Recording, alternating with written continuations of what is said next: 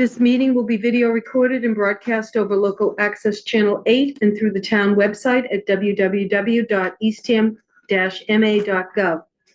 Welcome everyone to the Eastham Zoning Task Force meeting. I appreciate everyone squeezing this meeting in between all the holidays. Tonight we're going to try to give final feedback to Paul and Jackie regarding inclusionary zoning and site coverage limits. And then we can chat about any other information that's coming up. And we also have another meeting coming up on January 9th from 9 to 12.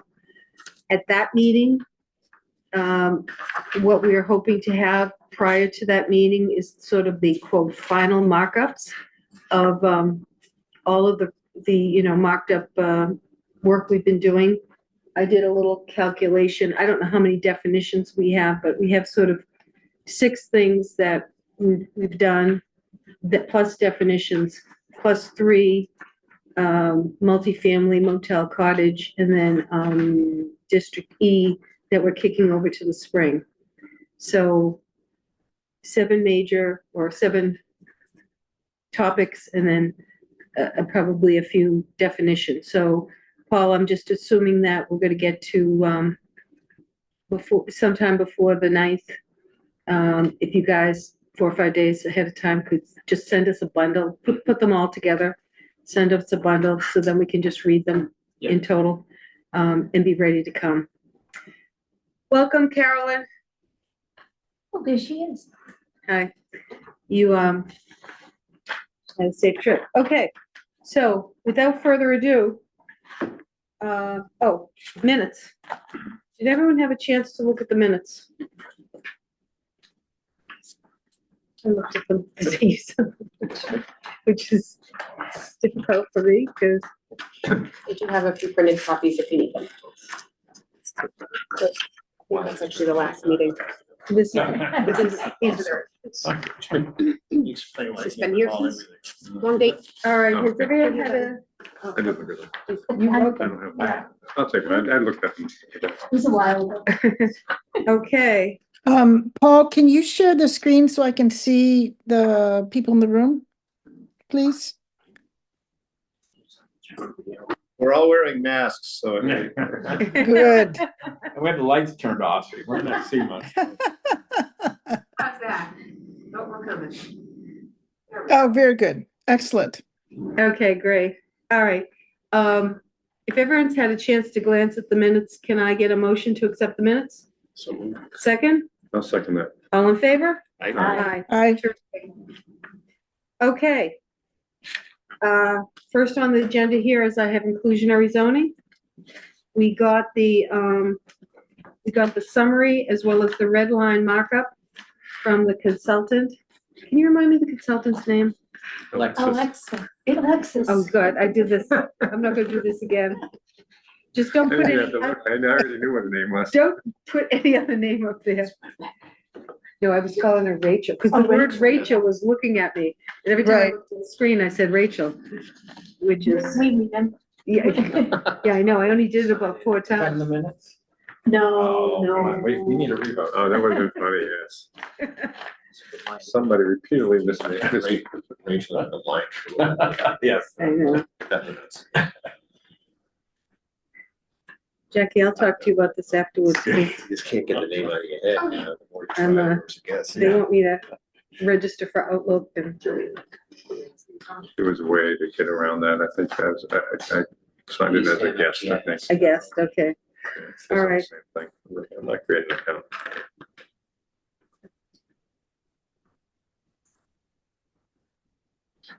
Okay, That another way.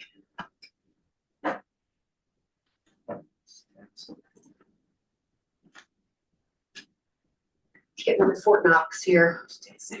90365.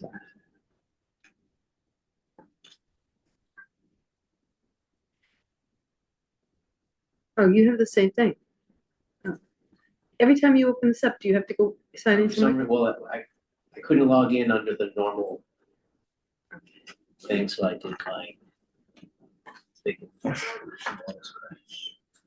Oh, Okay. I have the summary and then I put the red line up.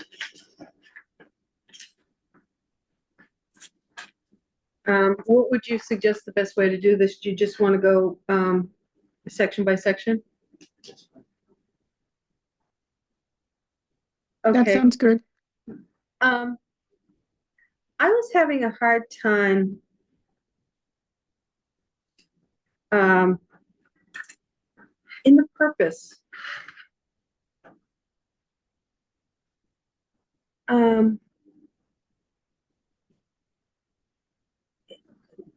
Do you have any sense of, I mean, she deleted sentences saying encourage the development of new housing for affordable to persons at various age and incomes levels.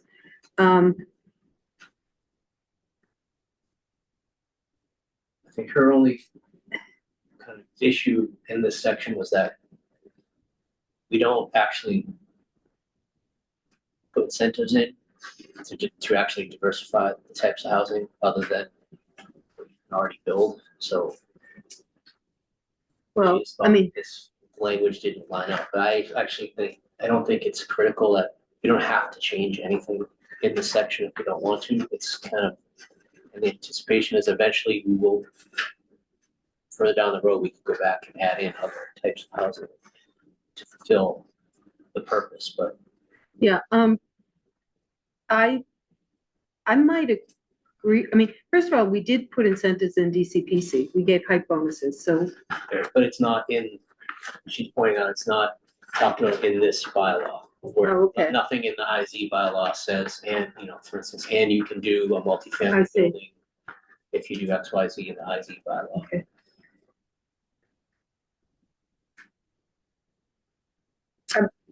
I mean, there's one little phrase that I used to put in legislation all the time when I wrote this, including but not limited to, which is basically like including but not limited to, which is like the catch-all phrase every drafter does to let you do anything you want. So I have a problem with that phrase. But I'm just asking a general question about the purpose. Does anyone feel? I thought the purpose was fine, but is Yeah, it? we talked about that diversified word last time. She seems to be kind of stuck on it. It's the incentive issue. Yeah, Yeah. The only thing I think catches people's attention is the encouragement of the influx of new residents. I think you can read that a lot of different ways. The Cape Cod Commission and other groups are saying, we're not trying to encourage development that there isn't currently a demand here for. So the idea that we're encouraging new residents to come all the way to the outer Cape just hits me. It's almost a throwaway, except that it could be politically controversial. That's my point, is that Yeah. to me, I know it's, Yeah, yes, Yeah. opening up a McDonald's is to encourage new people to come in. Yeah. Anything you're doing is to encourage people to come in. I'm just saying it sort of catches your eye that this is going on in the town meeting, so. I don't know. How do other people feel? When I read that particular sentence, I guess I had blinders on or whatever, but I just sort of took it as, okay, there's people that would like to live in East Ham but can't. And part of our goal is to make sure that they can. And I'm thinking of people who work here or want to work here or whatever, that we need to get workforce housing for and that kind of thing. I wasn't really looking at the point of view of, let's start doing flyers or something to people that live in Fall River or Worcester or Bedford, New Bedford, wherever you want to go. I guess I looked at it a little differently.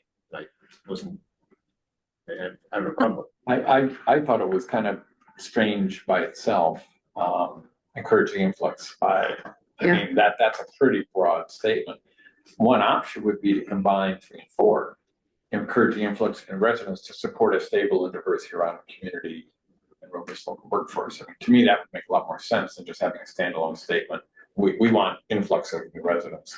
So one thing is, I think we talked about this before, but just to remind. What goes into the warrant? We usually, this is for discussion, it's kind of strategy point, but technically all we need to put into the warrant article that everyone sees are the sections that we're changing. So if we're not changing any, if we said, leave it the way it is, we don't have to put this in. It's always a question of how much context do we want to put in the warrant? Because technically, anything that's in the warrant is up for debate, even something that we weren't planning on. So even removing it might cause more attention to it than leaving it alone. Right, so if we weren't gonna touch anything in the purpose section, one option is we don't even put that on the warrant. It's just the subsections of what we're changing, and people see the strikeouts and the new language. Well, I always try to, depends on how much text we're changing. I mean, sometimes if we're literally striking one sentence, I usually will put the whole section in, just because out of fairness to like people read the whole thing, but I mean, we're redoing the whole thing. So this is just to say, they don't have to publish the whole thing and open things up to debate necessarily if we're comfortable with the language. Let me just say, not to disagree with you, but when Carolyn, a couple of years ago, when we were looking at development limits, and there were 3 different Massachusetts Supreme Court decisions, the most comprehensive one, which allowed us to do what we've been doing, was the case in Weston.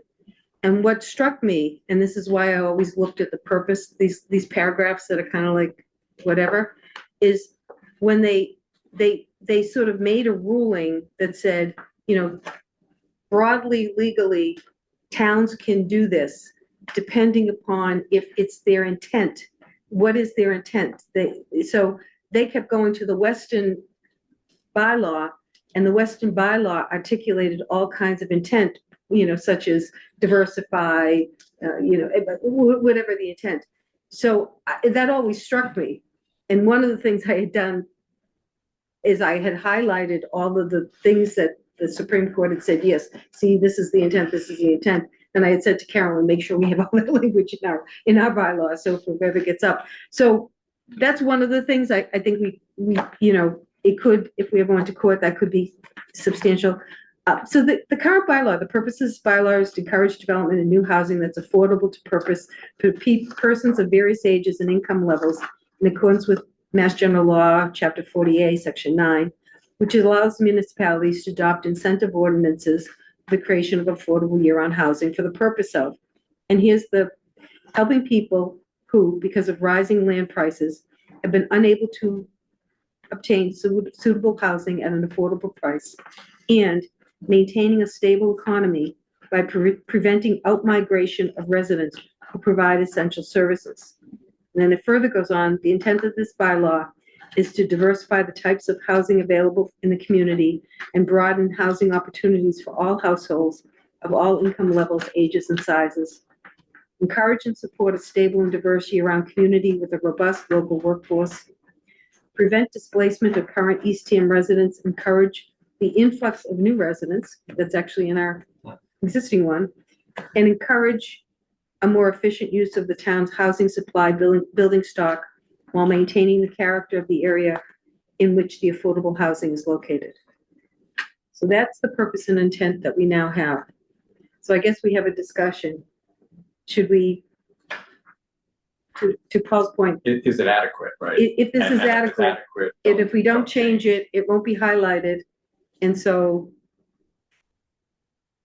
what are people? I think it's adequate, and I like the idea of being able to say we're not changing it. It still stands the test of time. Okay. That's just my opinion. Any other thoughts? Fine, okay. Yeah. So I'm just gonna, we got 2 big things. I'm gonna cut and Yeah. move us along if people, all right, so this is gonna be set. The purpose and intent, Yes. okay. So Paul and Jackie, you've got that, right? Okay, we keep going.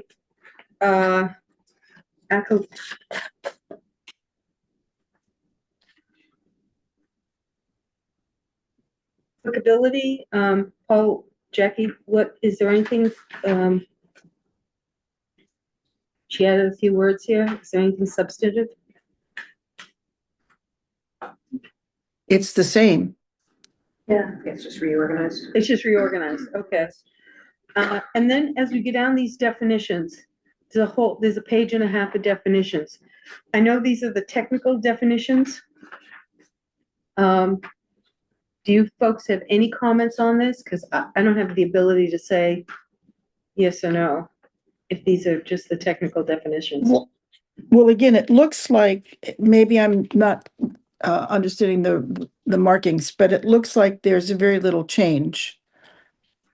The Yeah, only, it's- the only one is in the forcing of affordable housing restriction, where it's adding a regulatory agreement may be one option. If that's the only change, then I didn't see anything else that I thought definitionally needed to be changed. Jackie, am I understanding that right? That's the only change? And that general law, she added the general law 184. Yes. Mhm. Yeah, Where is that added? the second last line Highlighted. under the restriction. Under definitions or? Yeah. further? Under the in the first definition, the last line. Okay, get it. Yeah. Oh, what, this comes up later. Can we just ask this question? We've got affordable housing restriction shall run with the land in perpetuity or for the maximum period allowed under the law. I think I saw, or maybe she was deleting this, that we had 99 years We did, yeah. before. So we're cool with perpetuity or, Well, they just changed, instead of calling it the affordable deed restriction, we're calling it the affordable housing restriction. So she's Okay. taking that paragraph out of our zoning. We're not adding this, we're replacing okay. Mhm. doesn't have a number on it. The second paragraph, 7.7.3.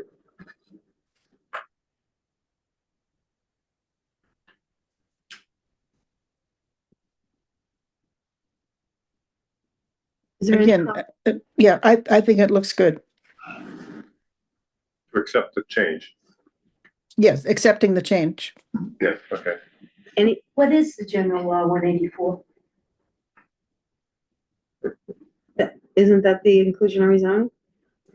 Mhm. Did you see the Globe today? Cambridge Yes. developers It's sued. doing, yeah. It's been litigated a lot, so it'd be really interesting if the courts say, well, inflation has risen. And therefore, So it's a state law, this 184. yeah, it's a state law. What, does anyone know what, I don't know what it is. I'm looking at it now. Thank you. The looks of it, the others on the definitions are. It's just this- chapter 184 is technical is the general provision relative to real property. So, Yeah. to do with how conveyances and, So she just changed it around a little bit from the old definition. She just reworded it. Quick question, is, I think regulatory agreement was added there, it looks like. What is a regulatory agreement? Is that well understood? It's a question that comes up later. There's a deed restriction, which, gets filed with the Registry of Deeds, but my understanding, and there's a question of who should develop the regulatory agreement, like, how often do you need to recertify, what kind of documentation is, that's my understanding, correct, Paul? And one of the things we have to discuss here is there's been a question that's been raised about, she has the planning board developing regulations for this, and there's an open question, given the regulations are more about procedural about the housing, should that be the Affordable Housing Trust? But that we're getting ahead of ourselves. So, So she got rid of the 99 years, yeah, no less than. yeah, and she she said to the longest extent possible per Mass General Law. love Mass General Law. Yeah. And there's some question about Mass General Law, wasn't there, we had a briefing recently, or what did we read, Paul, recently that said that a lot of folks are putting 30 years in? Mass Housing has 40 years, but I don't know, I don't recall that, but okay. I mean, I think we're covered with. Yeah, no, we're covered. We're covered. All right. Any other questions? Because if we think none of these are substantive, we can move on from the definitions. Another quick question. Sure. I think she's added acceptable foreign substance to the town. What does that mean? Shouldn't it be planning board? I mean, or is town well understood as, If, What when was that? that regulatory agreement happens, it's town council is drafting it generally for us, and then the select board. so it's well understood? Yeah. Okay. So would that legally be a select board? Would they, Yeah, they would be the entity. Same thing, we just went through this with the cottage colony conversion bylaw, because there's a regulatory agreement. And it's the select board. so the select board developed the regulatory agreement, Yeah, the so- regulations No, they're the ones that have the authority to sign to sign? the regulatory agreement. So all of this happens under the aegis of the planning board as far as getting the approvals. But then at the end of all this, there is a document, a regulatory agreement that has to get signed, and the select board is the one that's empowered to sign. Simon? It gets approved by the planning board, the whole process. Yep. But any of the actual document, legal document is signed by the select board. It's the contract that they're. Yeah, it's you know, it's- reading, right? exactly, It's not yeah, all essentially a in contract. Okay, that makes sense, yeah. Should it say that, is the town fine, or should it say select board, or, Well, I think the town is fine. Fine, But in okay. reality, it's gonna be the select board. okay, And who negotiates that? Well, that's what happens with the planning board. That scenario would play out with the planning board. Okay. And again, in reality, it would be staff keeping the select board updated so that we don't have, have this all done deal, and then you go to select board and they want other terms or anything. So there's a little bit of coordination that would But- happen. we can hold off. I mean, I'm just, certain things like annual certifications and things like that. I mean, do you really see the planning board overseeing that? No, that happens. That happens at the staff level. Okay, I think we'll get into that later okay, on. yeah, no, it comes up Yeah. later. Yeah, but Are we good on definitions? Yes. yes, Okay, we're good on definitions. Okay, so then we're gonna move on to page 3. This is the mandatory provision of inclusionary housing units. She still put 3 options in here. I thought we had given her some definitive feedback, but, So this would be it's up to date. Right? So somewhere else, oh, okay. my copy of this red line that Paul sent out didn't have the 3 options. Paul, am I reading this wrong? No, this is the one I sent out the other day. Yeah, this is the one I just opened. Okay, You might have to open it up with the comments on. There were 2 attachments Yeah. from Paul, and the second one said red line. yeah, that's the one I thought I had. Okay, keep going. Okay. So can I ask a global question? What is the rationale?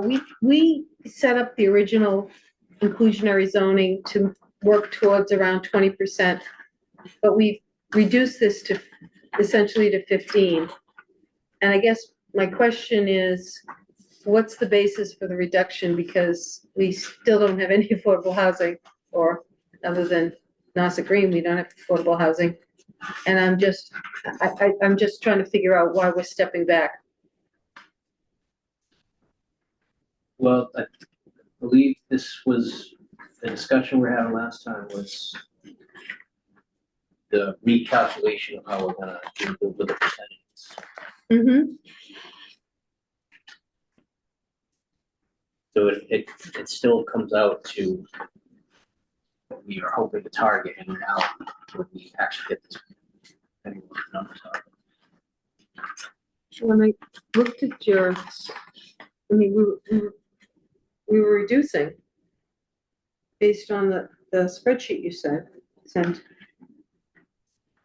But that's the Excel spreadsheet showed how Yeah. it plays out. Yeah. But I'm saying it grows to 15% as opposed to the current table, which grows to 20. So I'm just asking the general question. We seem to be dialing back the requirement. And I'm trying to understand what the basis of that is. We're going But from, the number of units is still gonna work out to what we want. Because we're rounding up. I thought that was Yeah, part of but- the discussion. That any one portion of the unit would round up.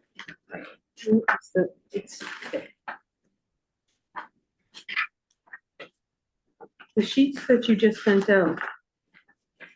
There were definitely some, there was definitely some, Spreadsheet, so. yeah, there were definitely some points where we were coming in lower than what we currently have. And that was just my general question. Was there a, so see, if you get up to 17 units, if you get up to 17 units and even, you know, again, the percentage has gone down from 20 to 15. Can we add another category? To bring it to 20%, say, I'm just throwing the number out, we can all debate it, but, we get to 13, it goes to 15%. If we got to 20 units, can we then go to 20% on that? Or But- any other number in between? But if you got 17%, you got 4 inclusionary units, Yeah, that's which the is what same. we have. I'm looking at, I see it matching, Mary. I'm not, Okay, what am I, like when I look at I'm the current looking zoning at law. current and next to required. Right, so currently in the table, you have 17 total units. You're gonna have 4 That's the current, is affordable. current, what's, and required. But the new one is only 3. Right, that's what I'm saying. Oh, sorry. Yeah, so we are stepping We're back. stepping back throughout this whole document. And So I I'm, think, and Rebecca just said a minute ago, if at 17 is where you first start to see it cutting back, maybe at 17, we add a new category and say at 17 or more, it's 20%. Right. So that we obtain that now.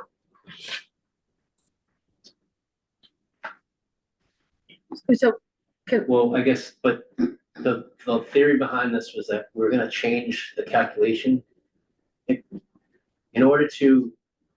In order for later on in the bylaw, for the fee in lieu of and those other options to work, we have to adopt this percentage calculation, otherwise it's not gonna work like mathematically when we go to figure out what the fee in lieu of is going to be.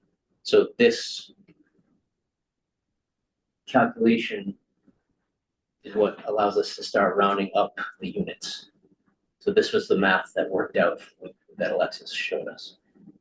but it's still a step back. Yeah, rounding up at 17 plus units at 13% doesn't round up to what we have today. Yeah, it doesn't run up to what we have today. I mean, there's just a fundamental, we're stepping back and I'm trying to understand why. It's just not math. There's a, Well, I don't remember. This was discussed at the last meeting at length. I just don't remember my foggy brain what it was now. But I think we were in favor of doing the percentage approach, but I don't think we got into the the stepping details we're back. seeing in the spreadsheet. Like if you were to put, I guess that's a live spreadsheet, if you were to put 20% in there, starting at line, 21, what would happen?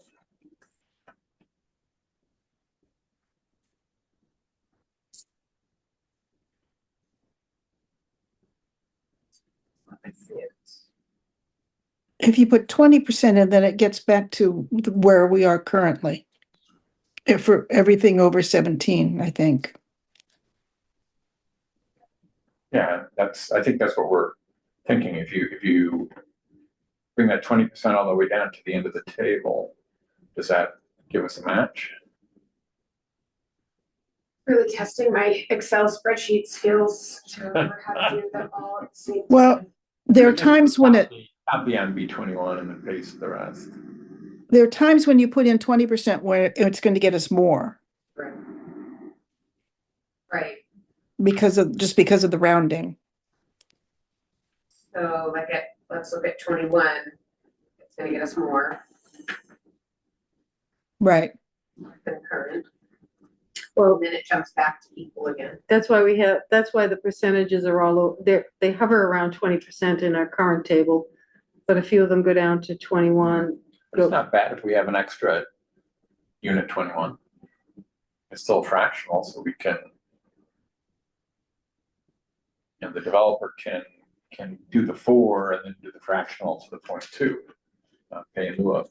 It doesn't make sense to me to drop it down to 15%, as, especially as the projects get larger, because the developer has more wiggle room there to build an extra unit or 2 or 3 as they go along. You'll see that jump happen again at 27, where this will go to 6. It'll stay 6. We can make the adjustment to 20. I'll double check with Alexis to make sure there wasn't some other thing that I'm not remembering about the 15%. Okay. It's not gonna throw off the rest of the bylaw for some reason. Keep it at 20. Back up to those changes for me. Oh, yeah, we know. Okay, why don't we, we'll definitely check on those. And then if we 17. continue. I mean, obviously, after you speak to Alexis, depending upon where we want to go, this notion of rounding up or rounding down is, So if I'm a developer and I come up with, I need to build 3.2 houses. I can build 3 units and then give a 20% payment. not the way this is We're written gonna now. round up to 4 units. The fraction right now just says you'll round up. So that may be, Now you're gonna be paying it, now somebody has like a 22 to 24%. no, I know, and so that's where I think and maybe it's an issue of, you know,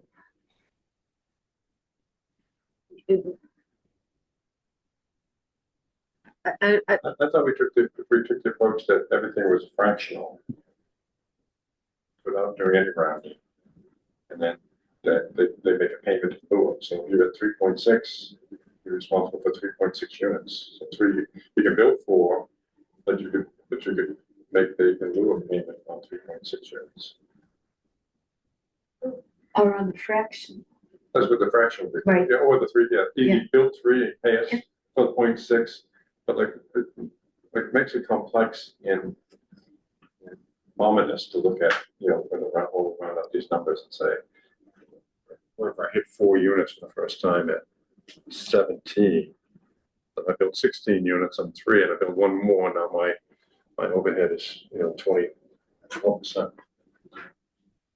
yeah, no, We're asking a lot more. it shouldn't go to, I mean, it shouldn't go beyond 20.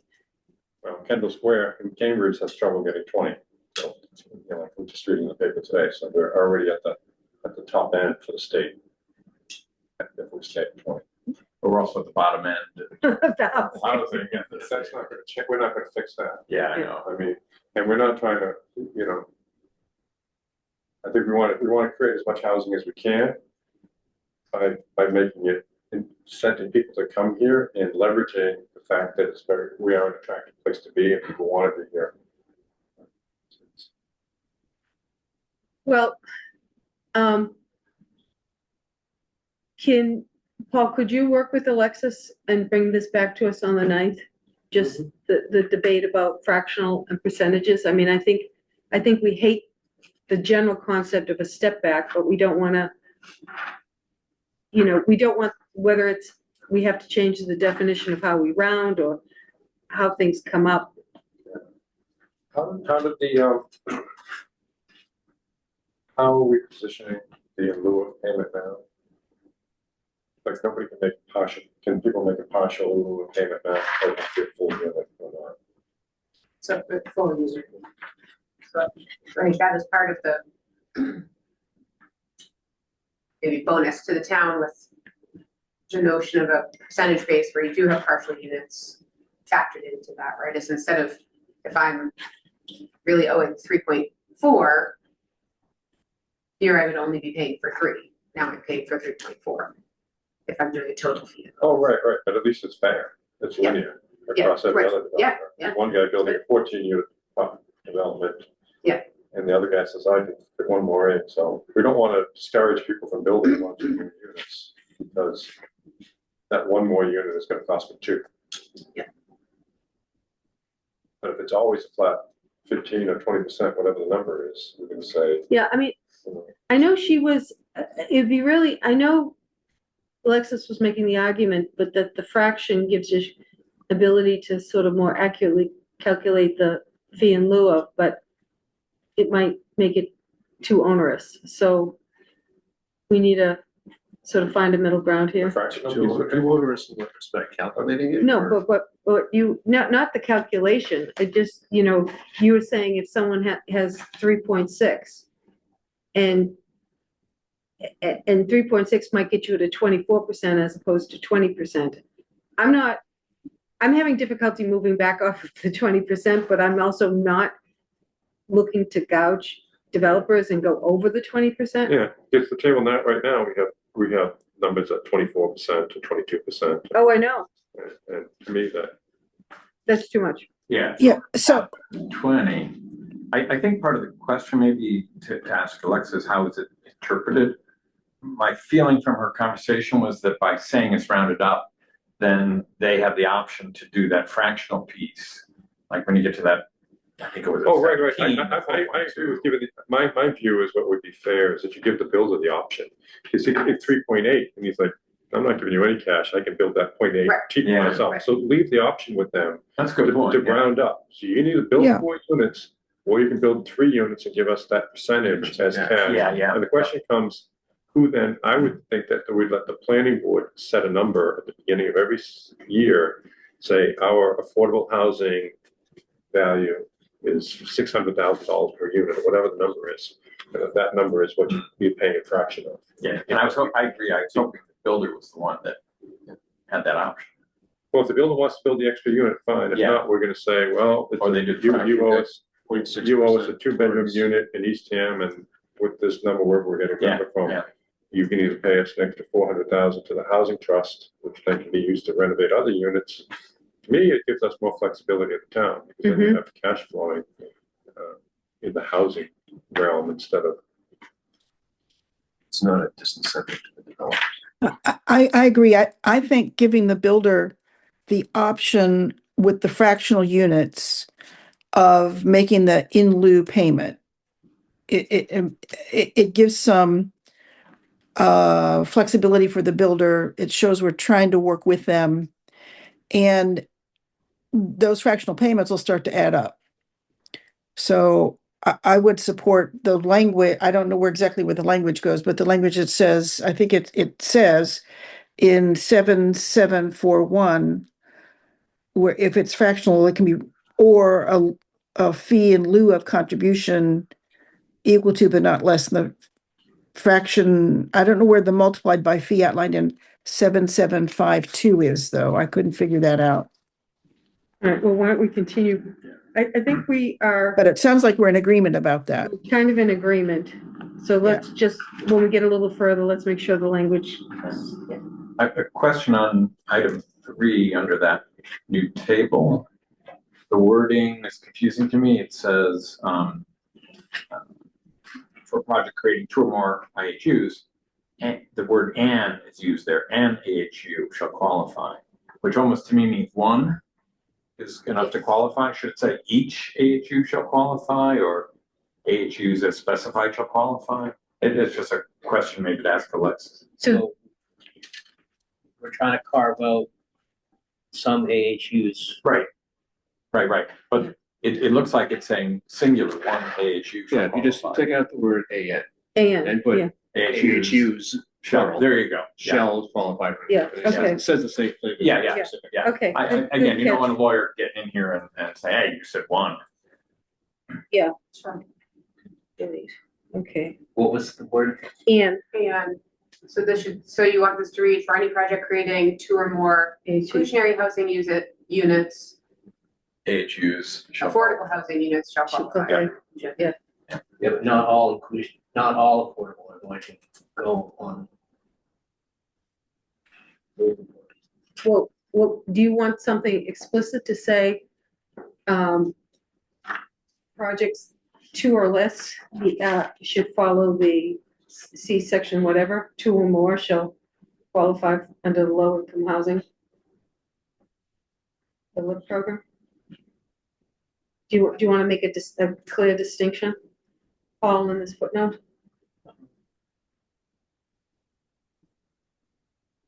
guess I'm trying to, so I guess, did we resolve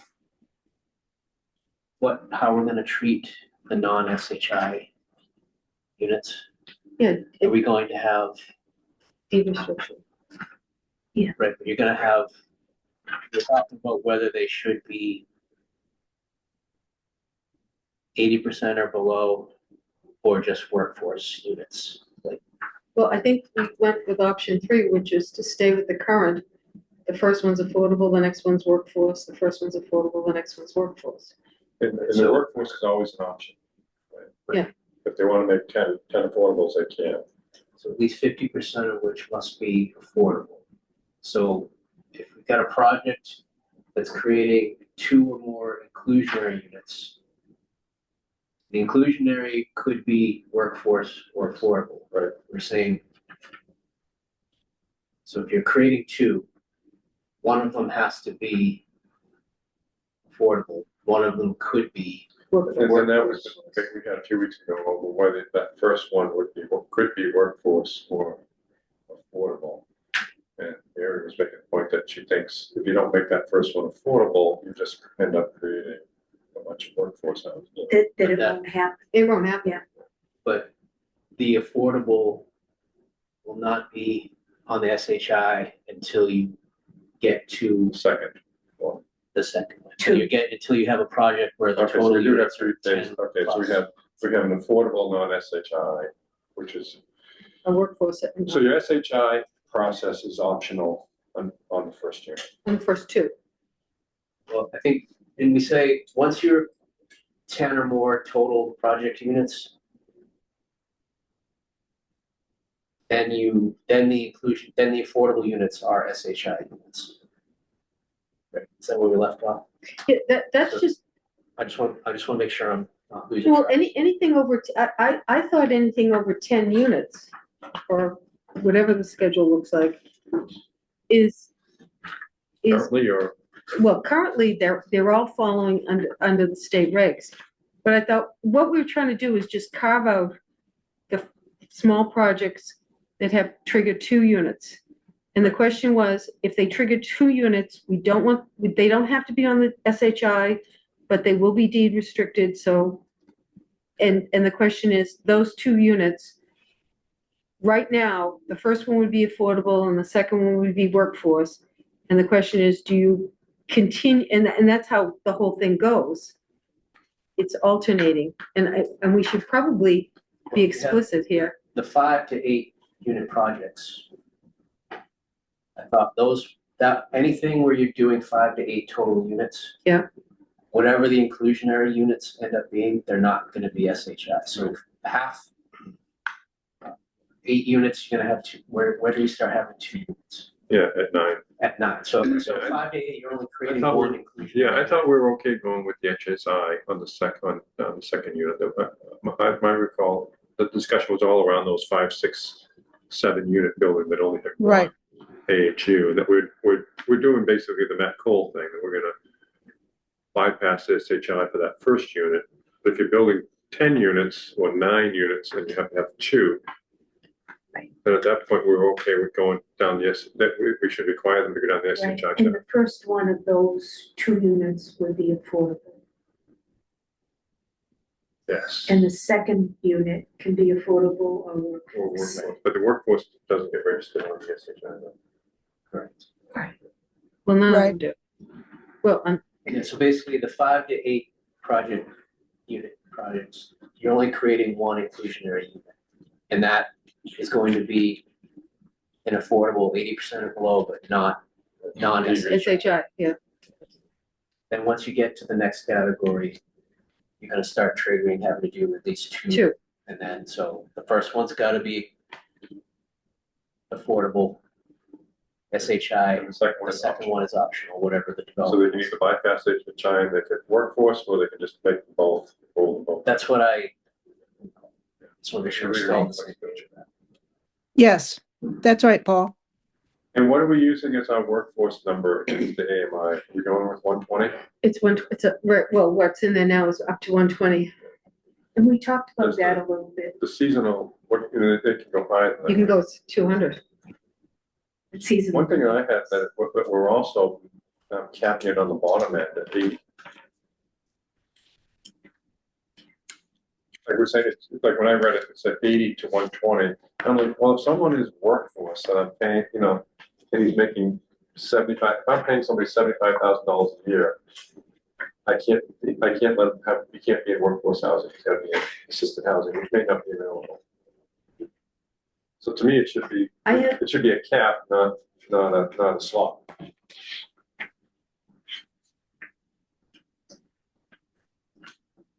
Interesting. If it's 75 grand, you qualify for affordable, why would you not qualify for workforce? If you're working? Yeah, yeah. We're making things more complex than they. I'm having a hard time following you, so I'm just trying to, I'm trying to where I read it, but I read it yesterday, that the workforce housing goes from 80% of AMI to 120. Yeah. I'm Yeah, saying, it's in the draft bylaw. so why do we have a bottom limit on the workforce housing? Carolyn, I wonder if we need to. So if someone who qualifies for workforce housing, yeah, but workforce housing doesn't relate to the individual, it just relates to their income limit. I know, As set by I I printed it. know, but we don't have to adopt a bottom level for our workforce housing, because we're defining that. Instead of 80% if they're Mm. in 60%. No, It's not taking any housing away from affordable people. Martin, in Yes. even in the definitions, it on income limit on page 2, for workforce housing, the income limit is 120%. There's no bottom.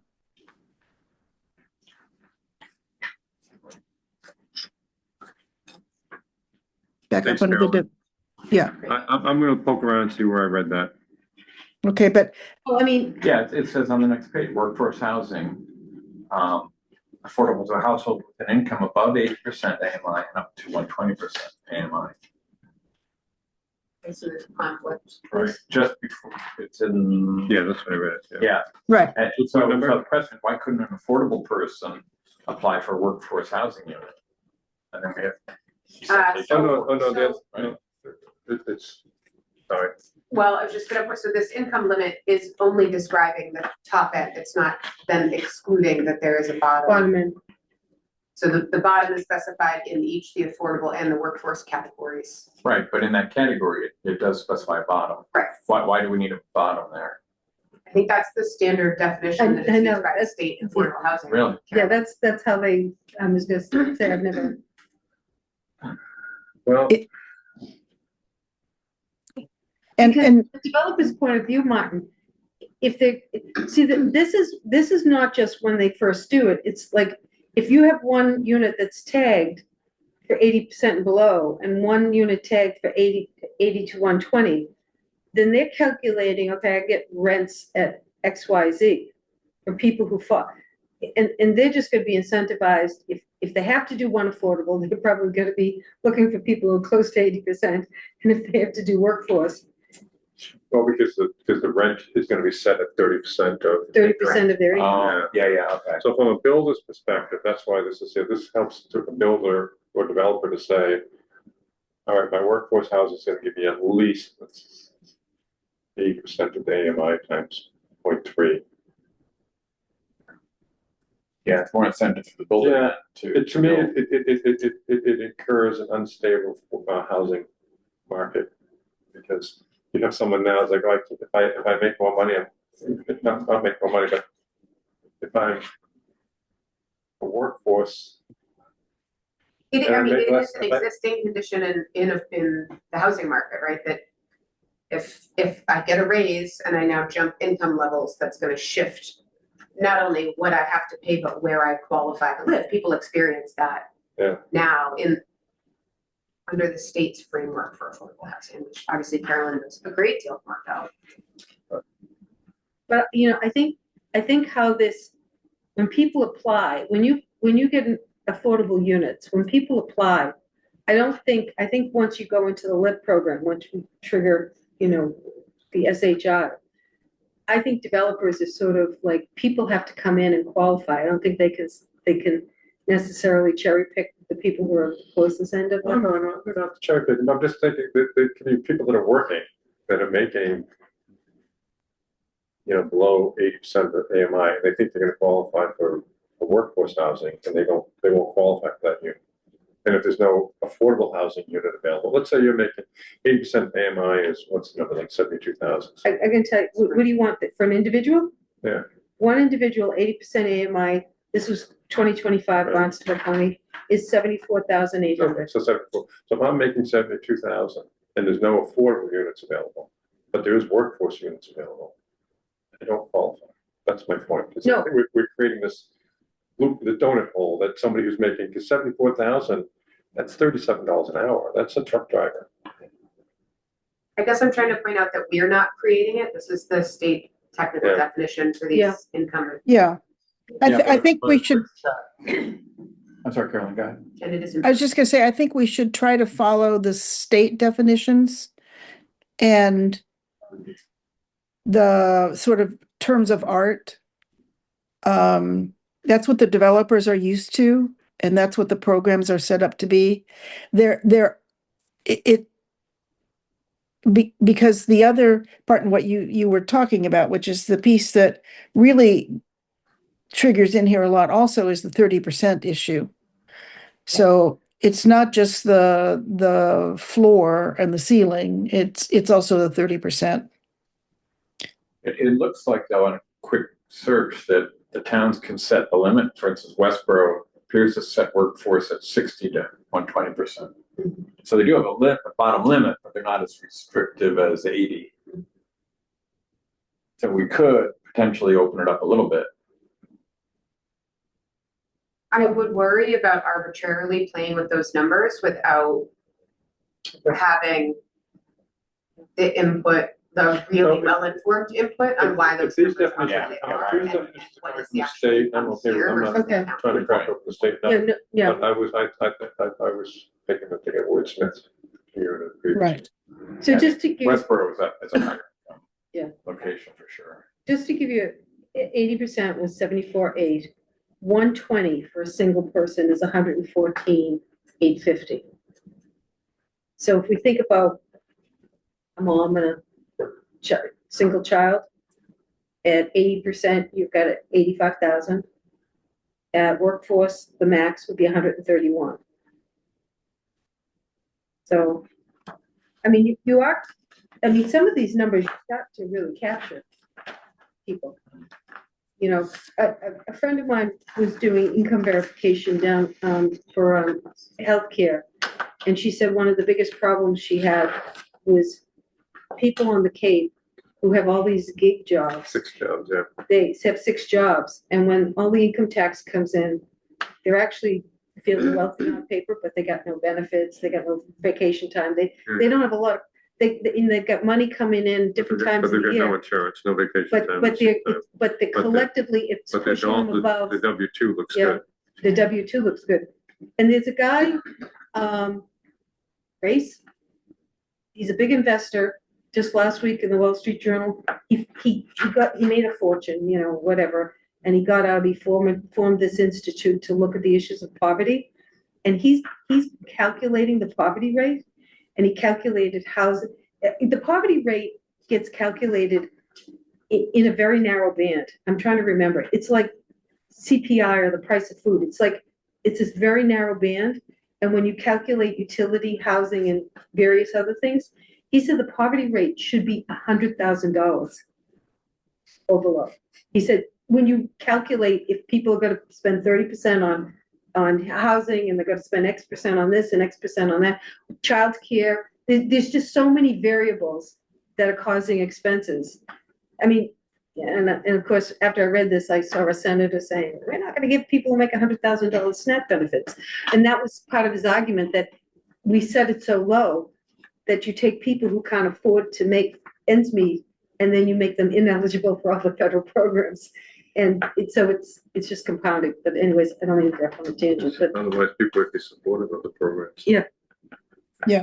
all right. So are we momentarily in agreement that we leave it at 120?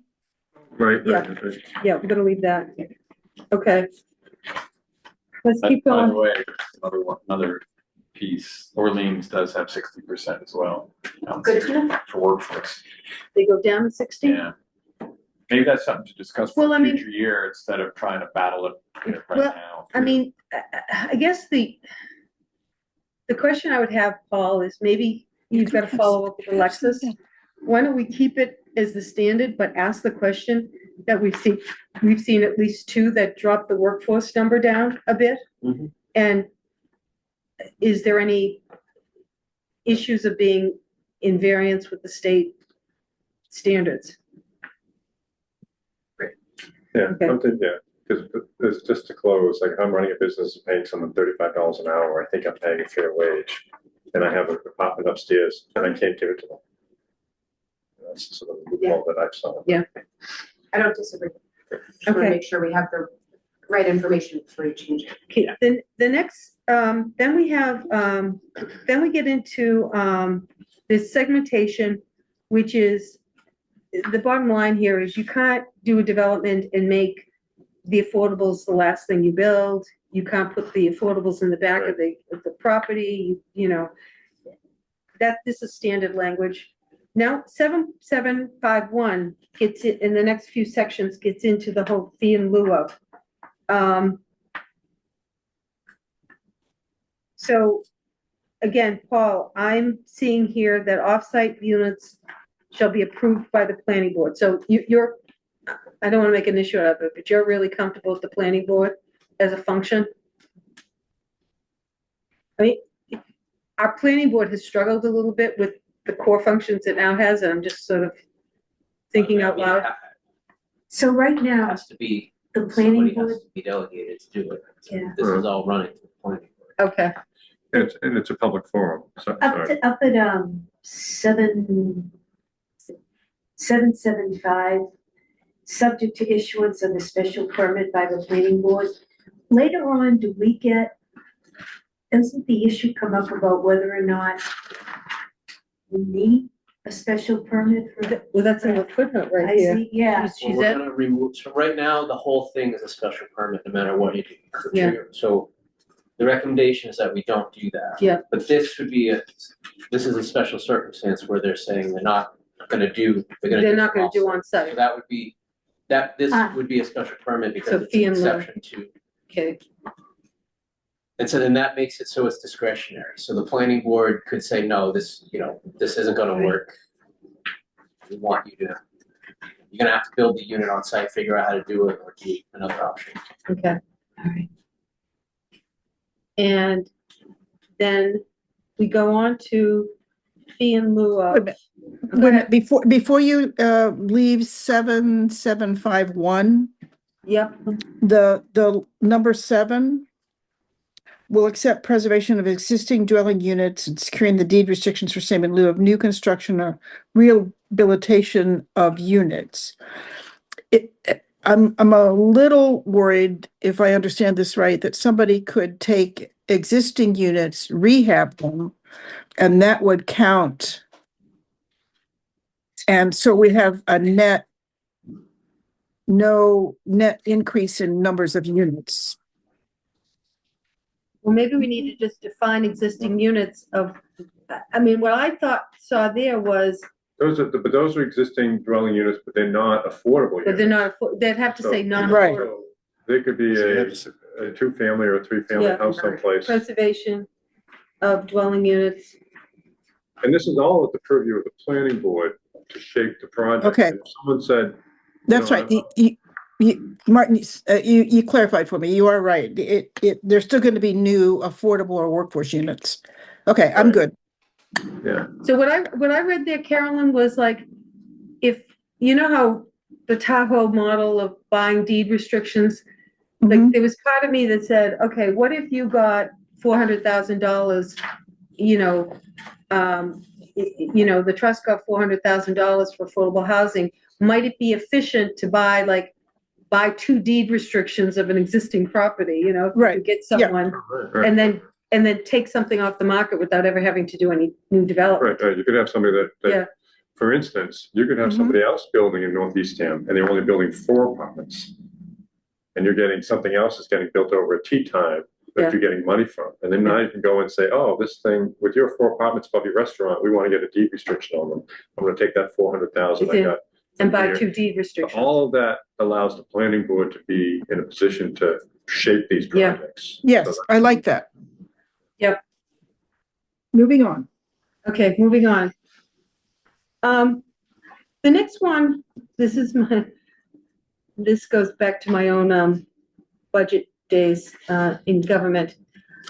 I don't think we should have options that says Town of Eastham and/or Affordable Housing Trust. And the reason of this is if monies can be deposited in the Town of Eastham, they end up going to the general fund. Mhm. And that is not a guarantee that they come up, they have to be reappropriated, and it's not a guarantee. I mean, if money goes to the Affordable Housing Trust, I mean, this town essentially still has control because it's, the Affordable Housing Trust is not working financially independent of the town. Well, this is saying the applicant is contributing to the housing trust. Number 1 saying it's administered by the town or the housing trust. The money's going into the housing trust. Okay, I read that differently. Right, the very introductory sentence says, may contribute to the Eastham Affordable Housing Okay. Trust. And then this is talking about administered by either the town or the trust. Because the town, the way it at least currently works is the administration of the finances and investments for the trust are done by the town, Up in my town, okay. not by trust. We don't have any staff. So I'm okay, Mary, I'm okay with that. Yeah, okay, I just, And the trust could vote to allocate certain funds from the trust into a town housing line Yes. item. Right. That then would be administered by the town. okay, Yes. okay. I just concerned about money just automatically going to the general fund without, Should we be covering here someplace in section 2, possibly the partial? The fractional? Fractional, thank you. 24.2. I don't think that this is talking about the process and where it goes. Yeah. I think that the fractional definition belongs where it belongs. we're gonna need a line here to address the fractional. If, according to as we've been discussing, Martin was articulating, if someone has 3.2 or 3.6 and we wanna say build 3, but this 0.6 or 0.2, put the money, you can you have the option of either rounding up and building another unit or making a financial contribution. So right now, the task force is supportive of that, so if that Yeah. fractional entity. So Yes. my question to Alexis is to make, if you want to put that in, is that going to throw the whole bylaw off for some reason? If the answer Yeah. is no, we can do it, then yeah, we would. We should probably put a point here. The language. Isn't that in 7741?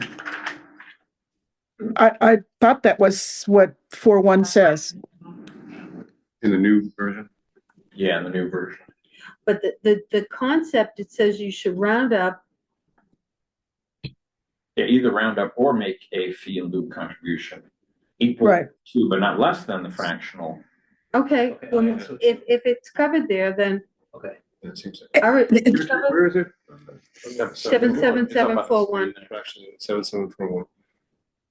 So this is I'm required to build 3.6, I'm gonna build 3, and then I'm gonna donate The point the 6. value Yeah. of 0.6. Okay. That Yes. math, how we get to the number, Yeah. is then next So section. Right. That's already worked out. Okay, good. Okay, all right, good. On page 4, at the bottom, number 7, footnote 7, affordable housing, it says a designated program administrator would be helpful. Is that someone in the planning department, the finance director? There. You mentioned the I'm footnote? looking at the footnote. Footnote 7, We only have footnote up to 6. Oh, no, the next page, it's on page 5. the next page, Should not apply to any approved. there. No, my footnote is different. I'm sorry. Oh, no, it's 8. On your page, it's number 8. Page 5, number 8. there is reference to the development of regulatory, regulations and housing guidelines. Is that, Paul, is that sort of in here as a planning board to do, like design guidelines or?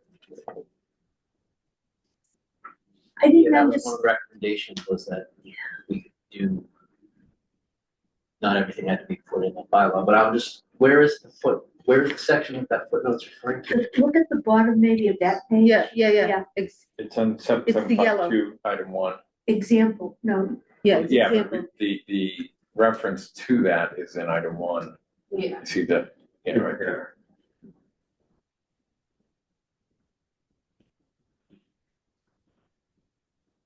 I don't understand the I don't, footnote. Right. Examples would be helpful of why. where would she want us to put that? You wouldn't want to put it in the bylaw. No, Well, you might want to explicitly say that It would be set, the planning board should promulgate regulations, guidelines. as set by the planning board. It's set by, you might want to have an explicit statement. Sorry, I'm reading her footnote as saying like, these are two examples of why we should have program administrator. right. Figuring these things out is harder than somebody's job. Not that we need to put examples in. Oh, okay, great. Oh, So She's saying that's designate why a she put program- that in. So designate the planning board as the program administrator. I don't know. No, I think she's saying She couldn't be saying this that. language is showing us why we need a program administrator, not just the planning board. Correct. So a That's- staff. And Paul, have you thought through that in terms of, if this gets passed in May, who's doing all of it? Is this falling into Rachel? Yeah. It falls into Rachel. Rachel, really, but Okay. Okay. Is there a capacity issue? Yes, Always trapped.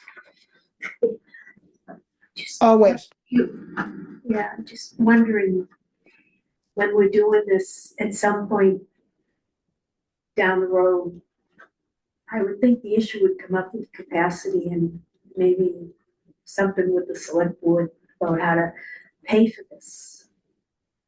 so it's something that I'm working on with my department staff. We're trying to go through what the housing coordinator's capacity is with current projects, and then we have to figure out what, core responsibilities that we can know that she's gonna be doing these things in-house, because every time we have an inclusionary unit, we're responsible, the town, for monitoring, whether it's on SHI or not. So that's just something we have to absorb into our capacity. Now, whether it happens in-house or we offload that to a local agency who does that, that's the second part of that. who's doing it. But ultimately, either a town staff or consultants paid by the town, somebody has to do it on our end of it.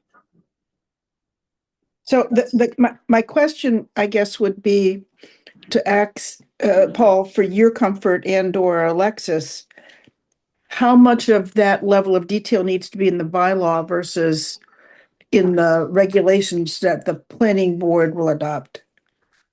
Well, I think that's what Alexis is saying, is it doesn't have to be in the bylaw. And I would support that. Yeah, and because those are the types of things that we want to have adaptability, or Mhm. as circumstances change, capacity needs and all that. We can change that much easier than doing the bylaw. Right. Right. Okay. Let's kind of move on if you're satisfied, Carolyn. I am. We're I kind of, like Paul's answer. Thank you. anything in the land donation section? Which doesn't look like it was changed at all? Oh. Back down here. Oh, no, she did. She put a few things in here.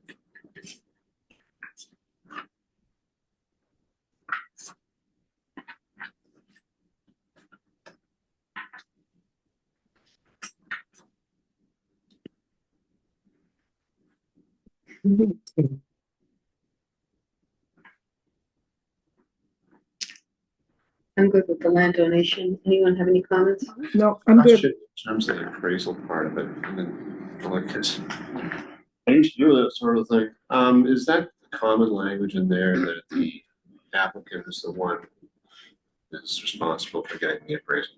Yeah, but it said. And they're saying we're accepting the appraiser. I at least, I've seen it too many times. The applicant, it's in the applicant's best interest for that property to be worth a lot. Oh, yeah. What options are there if the town is skeptical about the value? Is there any provision as to how you deal with that? I mean, if something's maybe worth $750 and the appraisal comes in at $1 million, do you have to accept the $1 million? What options are there for the town? I suppose before you could not accept that appraisal. By saying, that appraisal's not. Yeah, I mean, it says the town shall approve the applicant's chosen appraiser. Yeah. So, okay, as far as I know, that appraiser's got a good reputation. And the report comes in with very condition, the thing that everyone looks at, like, that can't be true. And they start asking questions, and the appraisal itself is questioned. What recourse does the town have, But or are they forced to we have- accept that But work? that also ties in with any professional that's doing work with the town, whether it was an engineer to say what's a wetland and what's not a wetland, or an engineer saying, any other distinction about that property is also up to a professional that we rely on, just like an appraiser.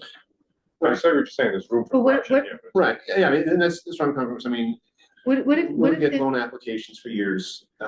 Every once in a while, you get appraisals like this thing's worth crap. And what if we have phrase, what if we added a section here, and this is just, Paul, listen to this, because this would be something. The town reserves the right to conduct a secondary appraisal if it's not to the satisfaction. We just reserve the right. Yeah. And then it's a negotiation. Yeah, That's I fine. think putting preserving the right. And I'd be happy with that.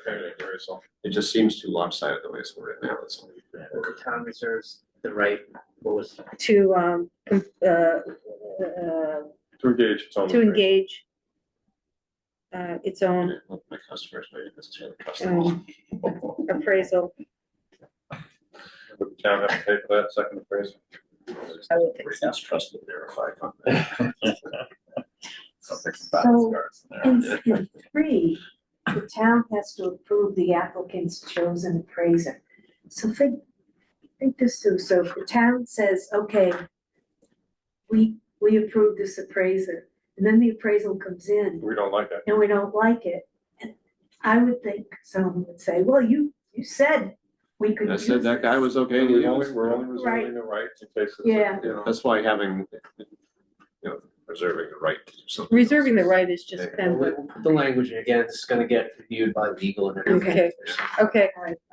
All right, let's keep going. Now we're on 7, so 7.6, which is incentive for additional inclusionary units. See footnote 2, page 1. Well, where are all of our numbers off? You're See footnote 2. It's different versions of that. Okay, I think what- whatever you we would got, actually what you got the right one up here. We would actually just leave that number as reserved without actually titling it. Incentives for inclusionary housing preserved, so we don't have any. So we can just reserve the section and that can be next year's. That's, yeah, so we don't have to renumber. So right now you get a height bonus if you're in the DCPC. DCPC, but not anywhere else. And depending upon what we do with District D, with multifamily, that, Yeah. and the big thing here, I mean, I really think the big thing we have to go back and revisit is the motel cottage conversions, if we think about that. And we think about, they're basically all singles, and if we give them height bonuses and allow them certain densities. I mean, right now, we've sort of mandated they can be who they are, Yeah. okay, Forever. or if they want to have housing, they had to go do year-round housing. But we haven't given them any incentives to really create any number of units, but also we really haven't given them any sense. So that's kind of what I was thinking, that those 3 things next spring we would have to really dig into. Okay, But reserving that section will mean Yeah. that next year. Yeah. We can just put that section out and not have to remove it. income limits for qualified, the only thing I had here is in number 2, I thought the language, the last sentence, this determination shall be reviewed by the municipality, was a little loose and or the, maybe it's just the person the administrator designated by the town. Yeah, I think that, You think it's fine? yeah, I think the owner of the property is going to re-qualify incomes on a yearly basis, and it's gonna get reviewed by the town. Okay,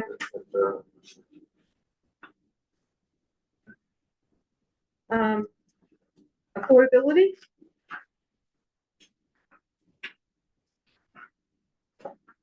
I don't see any changes to our current stuff other than moves and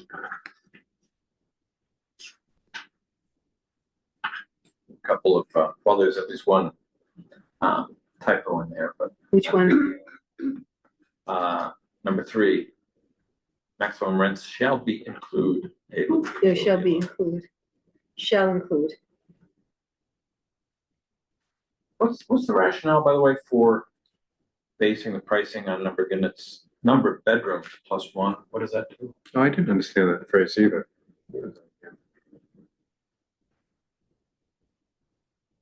What number is Number That's 2, I don't understand that either.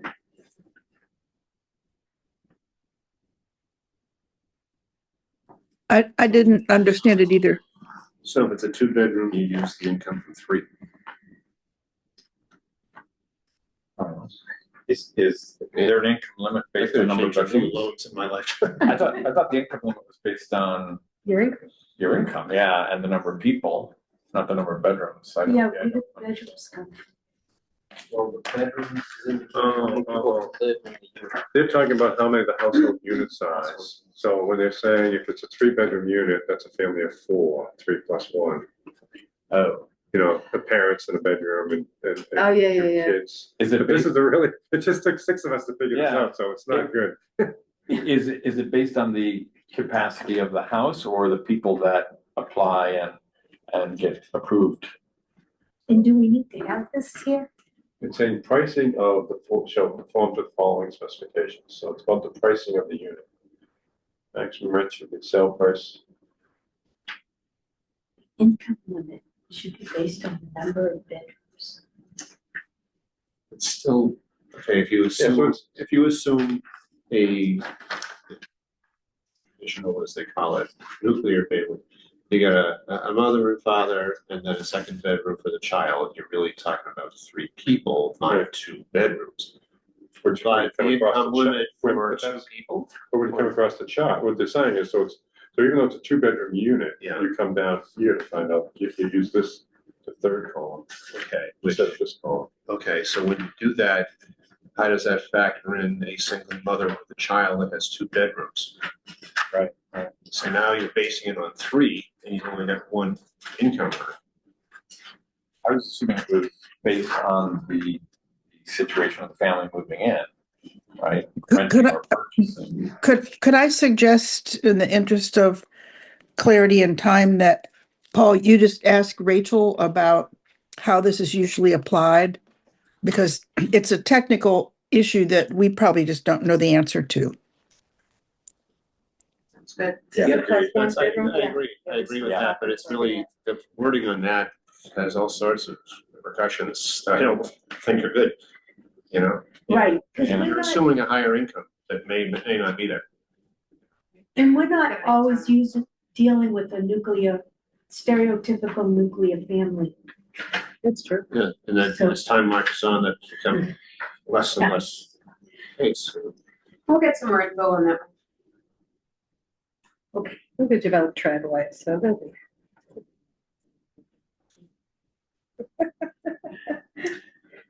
So, all right. That's a question. Citing? I mean, this is a standard language. Right. Minimum design and construction standards, that's also pretty standard stuff. The only thing I have on that 774 is, I agree with everything there on what the building looks like, how it's built, how energy efficient it is, plumbing, it's, you know, everything. My issue is if I'm building a bunch of, 10 condos, and I wanna put sub-zero, I wanna spend $100,000 on the appliances for each of those kitchens. I'm gonna do that to affordable units as well. Under state law, Yeah. you're required. You can't have affordable units be of a lesser quality. Under these guidelines, under the state law governing, No, it doesn't. The interior doesn't have to be. This is saying Yeah. the exterior building components and these things that are listed here are part of the construction The quality, building itself. but you don't have to put top end appliances in, appliances and finishes in to be affordable. It's the exterior, it's the overall quality of construction. I'm saying I wanna see more stuff get built. No, I know, wanna I know. See the money go further. You don't have to I You agree don't with, I agree with Paul. tops in all of the Okay. units. That's not what's all right, required. okay, These Yeah. are citing the plumbing installation unit because that's part of the, Building you shell. can't cheap out on the plumbing fixture. Right, or the windows, or Plumbing. the doors, or the insulation, Okay. everything about the building should be the exact same, but when I think of, any of us are buying a new house and you're buying a beautiful GE stove, and someone else says, oh, I'm a gourmet cook, I'm willing to spend $8,000 for my stove. And, Yeah. your $1,500 stove's fine, but if all of a sudden more of the people buy $8,000 stoves, the price of the affordable units Yeah. is going up. Like for no practical reason. well, we've also made, let me clarify this, Paul, certainly in the DCPC, we've given these bonuses for rental housing, correct? The height bonuses? Yeah, Yeah. okay. It's I mean, low. but I thought it was rental housing that we had zoned that for, If you get a not, height bonus, then they have to be year-round rentals or deed restricted affordable or seasonal workforce. okay. I'm just saying there's no luxury condos in, certainly in the DCPC, Oh, they could be 1,200 square feet. but they have to do rentals. Well, no, only to get the height bonus. Why do you get type bonus? You're not getting the height bonus over 30 feet, then you can. Yeah, I could be in there, because there's other properties that the town doesn't own. There could be other properties that someone Right. says, oh, I'm gonna take down by Willie's Gym and build a bunch of townhouses overlooking the bike path. And our laws would then kick in and say, okay, well, every fifth one's gotta be affordable. And good luck with that. They can only be up to 1,200 square feet max, Yeah, average yeah, 1,000, okay. whatever it is. But they could be very nice units. And we're saying, So what we did, so you're reminding me now, the way we got at the issue of trying to de-incentivize luxury units, okay, was sizing. Yeah. We didn't make them, we made them smaller. Yeah. We had inclusionary zoning. And then also The height bonus. the height bonus, incentivized rental. So those were the three ways we attacked the sort of, The height bonus doesn't, I mean, the height bonus itself, the year-round rental doesn't get into the affordability piece. Those other factors are trying to put the guardrails on the size of the unit and so Yeah. forth, but I mean, if someone figured out that, yeah, I'll do a year-round rental and I can still get charged whatever I can get for it. so let me ask you this, we've done all this work with height bonuses and sizing, et cetera. Could someone come in to tea time under this scenario and build 20 units of luxury rental housing and put 2 affordables in and we'd call it a day? And that's what we've done? That's gonna be, Teton's different because it's under the town's control, so we're gonna build in whatever the affordability Okay. we're looking for. Okay, Make that a well, requirement. Willie's would be an example. If she wanted to Yeah, take any down, privately held parcel.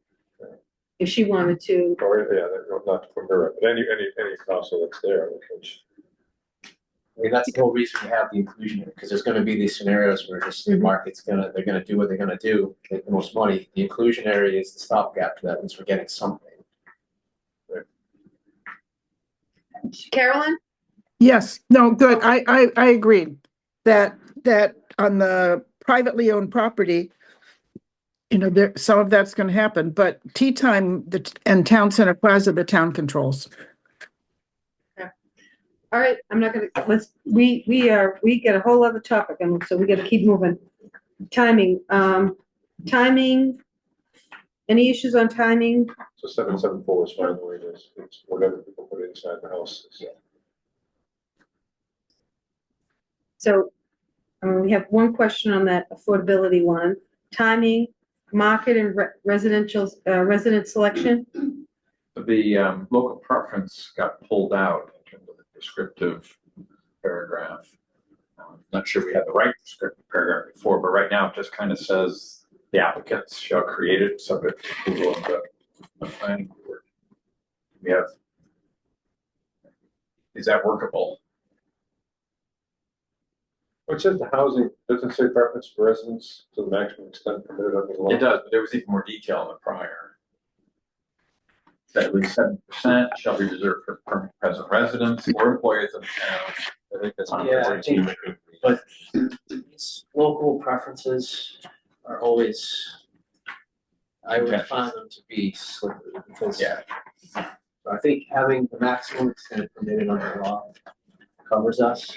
Yeah. Part of this whole deal, as we go through, we'd be negotiating to get, you know, if 70 is the highest, then, but it see that it doesn't always work out. You put 70, but then it never really seems to work out because some other factors come into it. I talked to someone who was doing projects in Chatham on this very topic about 70%. And he said, it's true, but he said, you gotta think about it. He said, the way it shakes out is that the Cape is a little porous, so you can't just say 70% Eastham, because what you get is you get an influx of Brewster and Wellfleet, and so, and all of the towns are going back and forth and doing the same thing, so You don't that's, want Orleans to exclude. so local Eastham. could be Outer Cape, local could be You know, Eastham. Yeah, that's true everywhere. And that was one of the arguments that, okay, if the law says 70% is the max, fine, the other 30% or more, depending on how the Yeah. applications come in, are from other towns, wherever those other towns are. And so one community being very active is trying to provide as much affordable housing as possible, helps to solve the problem of all the surrounding communities, because they're the 30+% that come in. Yes, It is what it is. But right. that was always one of the frustrations. If you have 10 people in a given town that need affordable housing, you build 10 units, there's still 3 people at the end in your town that are still looking for a unit at the end of the day. Right. Which is, And- you can never get 100%. Well, you get, Never can. and then the flip side of that is, I've seen this, and you probably see this, the town of Eastham contributes, and I don't know if it's through CPA or other funds, but makes contributions to other towns for affordable housing. As was our village. Yeah, as a Yeah. village. Orleans and stuff. So there's sort of Yeah. a mutual aid kind of thing going on there. Does that count towards our, SHI, no. should, but that's. I know, okay, all I right. just say that the one thing that works really well is the habitat model, and that people that are on the list for the habitat house have to contribute. Some 240 hours, whatever the number is, but that implies that, you know, so if you're from Brewster or you're from Truro and you're driving down here to do your contributions, you're in the community. We're not worried about people coming from Plymouth or Duxbury. Yeah, good point. Okay, Front to back. all right. Anything else? Marketing, residential, then we got preservation of affordability, and she's given us 2. Option 1, general, could defer to future local inclusionary zoning guide laws. Do you have an opinion on this, Paul? No. I just wanted to make sure that last reading this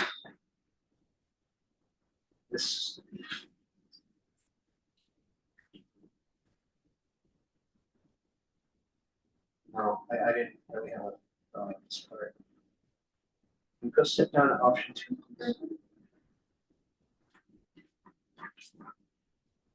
Well, option 2 is kind of what she wrote in the previous section, which was in perpetuity or to the maximum period allowed by law. But I guess the one thing when I was reading this Because then it's referring to E EOHLC. I just want to make sure that we are separating out the non-SHI. The non-SHI, we're not gonna- so that was a question I had with Alexis. We need to Okay. just differentiate there. I Can- think when we get to the SHI units, we should tie it all into the state and use that. Yeah. Have it all referred to that. That's the Yeah. cleanest. So that was, But you need to get clarity about where we need to insert those first two units that might be yeah, we non-SHI. did, but I think in option one, yeah, I did have thoughts on this, turned out. Option one, at the beginning, it was talking about acceptable to the town. I think we need to have that in option two. That covers both scenarios. Non-SHI, we're gonna do our own local regulatory agreement, approved by us and legal. Yeah. And then also include the language in two. which Right, is the for first two. SHI, Okay. All right, can you just square this away between the SHI and the non-SHI? Because I'm not seeing anyone having just general substantive issues with this. A lot of this is just technicality between town council and procedure and project timing. We've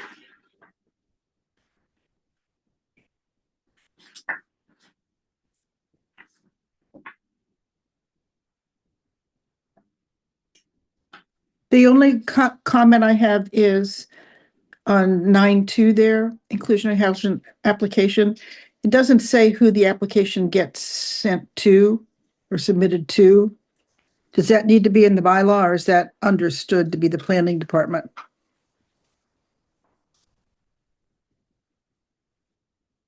The planning department is specified in the pre-application meeting. I mean, we can check. Yeah, I mean, everything else is referring to the planning board, but yeah, we can clarify. yeah. Yeah, because we Shall be well, we- required. go back and planning- forth between planning board and planning department sometimes. Yeah, yeah. So, 7793, building permit, that's pretty standard. And 7794, certificate of occupancy is also pretty standard. Unless anyone has issues. Conflicts with other laws. The planning board may adopt regulations or guidelines for orderly administration of this section. That's kind of a catch-all for everything. Should we say may or should we say shall? But look at her footnote there. Footnote 16. The planning board, The administering agency, which may be the planning board or AHT. I think we covered this waterfront earlier, Paul. You were saying your opinion, it should be the planning board because everything else is coming through the planning board. I mean, right now, I don't know who else. We'll do that. Okay. All right.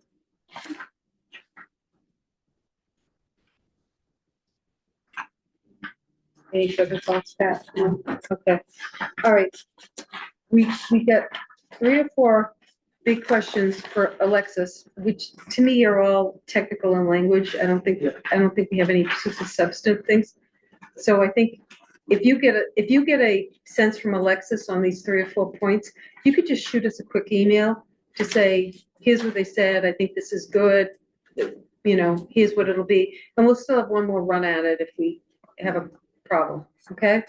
So that's good?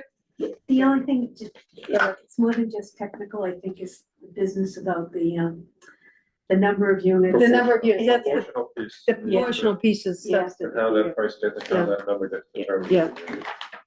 That's true. I thought we resolved that. That was in the section. Just if it's gonna be 15 or 20. That. The 15, why did Or she? rather, it's gonna be 10, 15, 20. Yeah, I'll verify why she switched it to 15% if that was. Go to 20% without a fatal flaw, reacting to the rest of the bylaw, then we'll do that. Okay.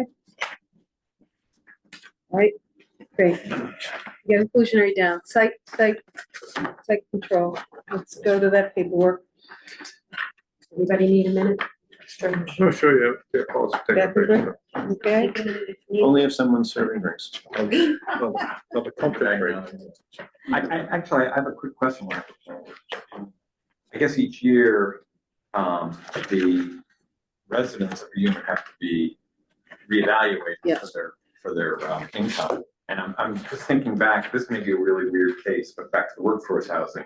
What happens if somebody loses a spouse and suddenly their income drops below 80%? They get kicked out of workforce housing. Yep. I am not our housing expert, but I know a little bit from asking Rachel that question. I don't know the details on it, but that there are provisions within state law for sort of,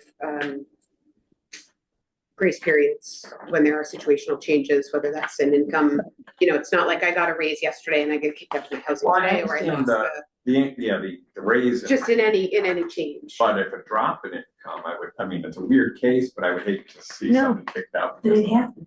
No, they just, If their income drops, oh, they can't go. the Mary Ellen, the old Harbor project in South Boston, they're doing a massive renovation, tore it down, whatever. The tenants, it opened in 1948. Wow. The leases were still going back to 1948, and families had just passed the unit down. Yeah. Mhm. Oh, this Yeah, is- right, that's an issue. And they had done no income verification, completely in violation of Wow, wow. federal and state law. Went to court, that's where the whole desegregation and the whole integration and everything else happened with Old Harbor. But since the development started, I mean, I just hear from my relatives, people are losing their minds. We've been in this apartment 50 years. What do you mean? Well, your income is about $300,000 and you It shouldn't was be supposed to in be transitional housing. transitional housing, but We're still Right. transitioning. But I think it's a great question about if workforce qualified housing based on my income level Right, and a change in life circumstance that I no longer qualify the 80, lower end. right? And so now I've dropped and now I'm in 50, so I'm in a workforce unit, but I'm in an affordable category. Do I literally move? I think it's interesting within a development when they've all been developed as the same units. I think it'd be fair. Well, to Right, say- There- that unit doesn't have an A over the door that says only that one is Yeah. affordable. Right, I think it'd there- be fair- it'd be fair to say the rent isn't gonna drop below 80%, but why kick them out just because Right. their There- income drops? Well, It's the- a tragedy in a family. Housing There are standards and guidelines for how those life-changing events are impact. And it's not just the 80 and 120, but it's also the 30% issue. yeah. Okay, so, but there are standard provisions and processes for dealing with those kind of life-changing events. Okay, good, What good. else may change the household size? I have a question before we reconvene on the next topic. If we're gonna do 20% across the board on affordable, why do we need this table at all, going from 15 to 10 to 15 to 20? Why isn't it, if we're doing fractionals, 20% to 5 is 1, and 20% to 15 is, It might work out. I mean, it does work out. I Yeah. mean, because once you're doing the fractional, you're doing the fractional. Well, I don't, like, this table was a manipulation to try to get whole numbers to work against. Yeah, we were trying to get the percentages. We were looking at the percentages only in terms of what's the implication. I mean, the percentages was a product of the math, not a, No, but it's the whole idea of rounding up. yeah, So we the didn't have, so the so rounding the up. table says that, oh, if I do, Yeah. 7 units, I'm gonna round up. But I don't understand why it's just not 20% across the board and whatever number of units, whole units it is. Okay, why don't we add that? 20% of 7 be 1.4, and so now I'm rounding up to 2 units instead of 1. Then we'll round it. No. It's a Oh. proportion. Rounding's at your discretion if you Mm. choose to build that second unit. Because if you're building 7 units, one has to be affordable and then the other, But now we've added that cost to the fractional. but at least it's linear. So you've got the question, Paul, Engineer. right? Okay, Yeah. can we move over to then, Mary, Yes? I'm sorry, but I had a hard stop at 7:30. So I'm You gonna do. have to, you guys keep going. I have to drop off. Okay. Okay? Thank you for signing in, See you, Carolyn. Yeah. Appreciate it. Bye, everybody. See you, next week. Yes, yes, yes. Okay.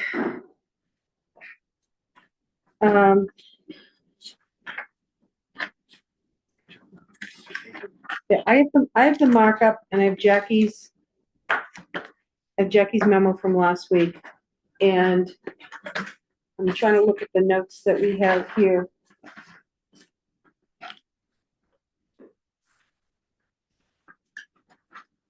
I guess this was 2 weeks ago we talked about this. I don't know.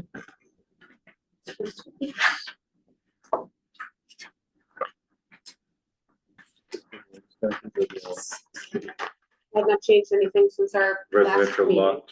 Oh, yeah, December 9th. When I have my notes here. What's that? That's no date on that. Um,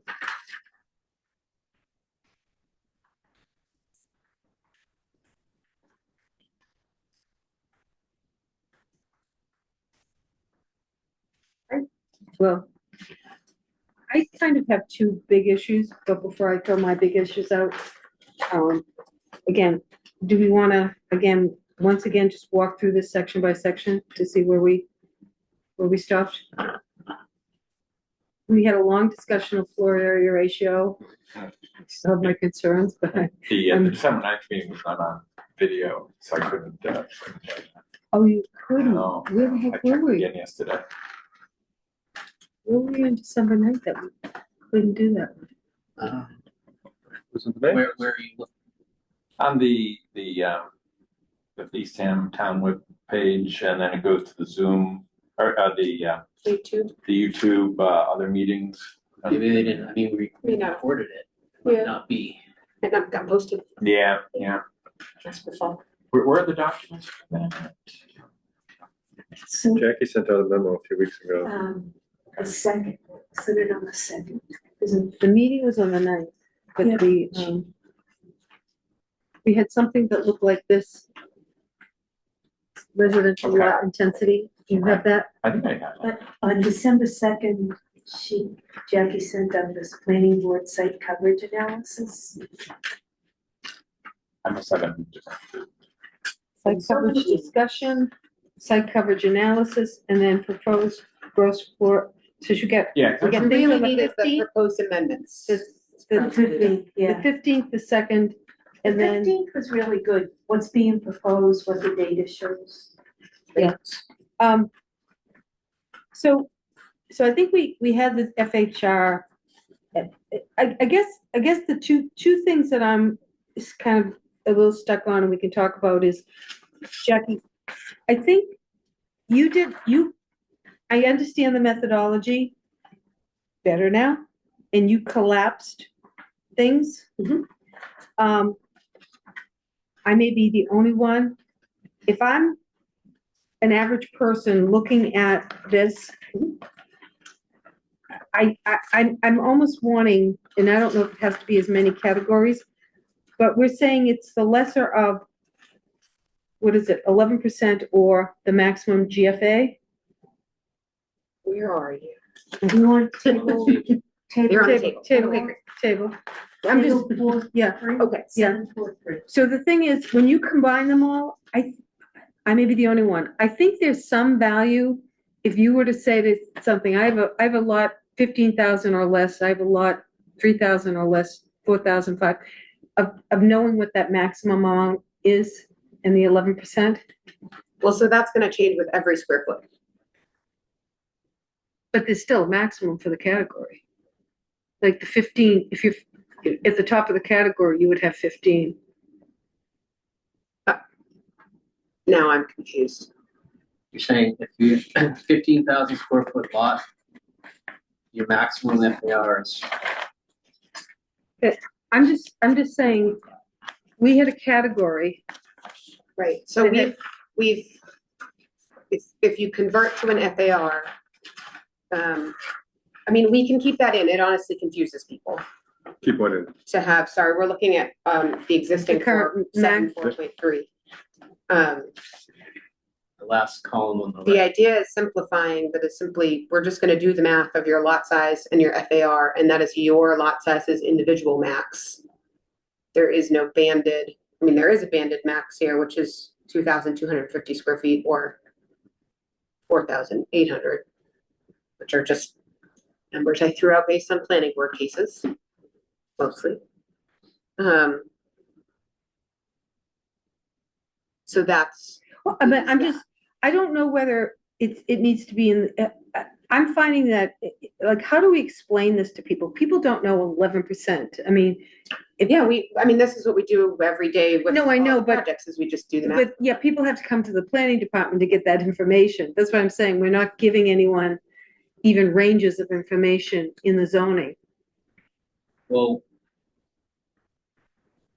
the range, the last column, the maximum GFA is the range.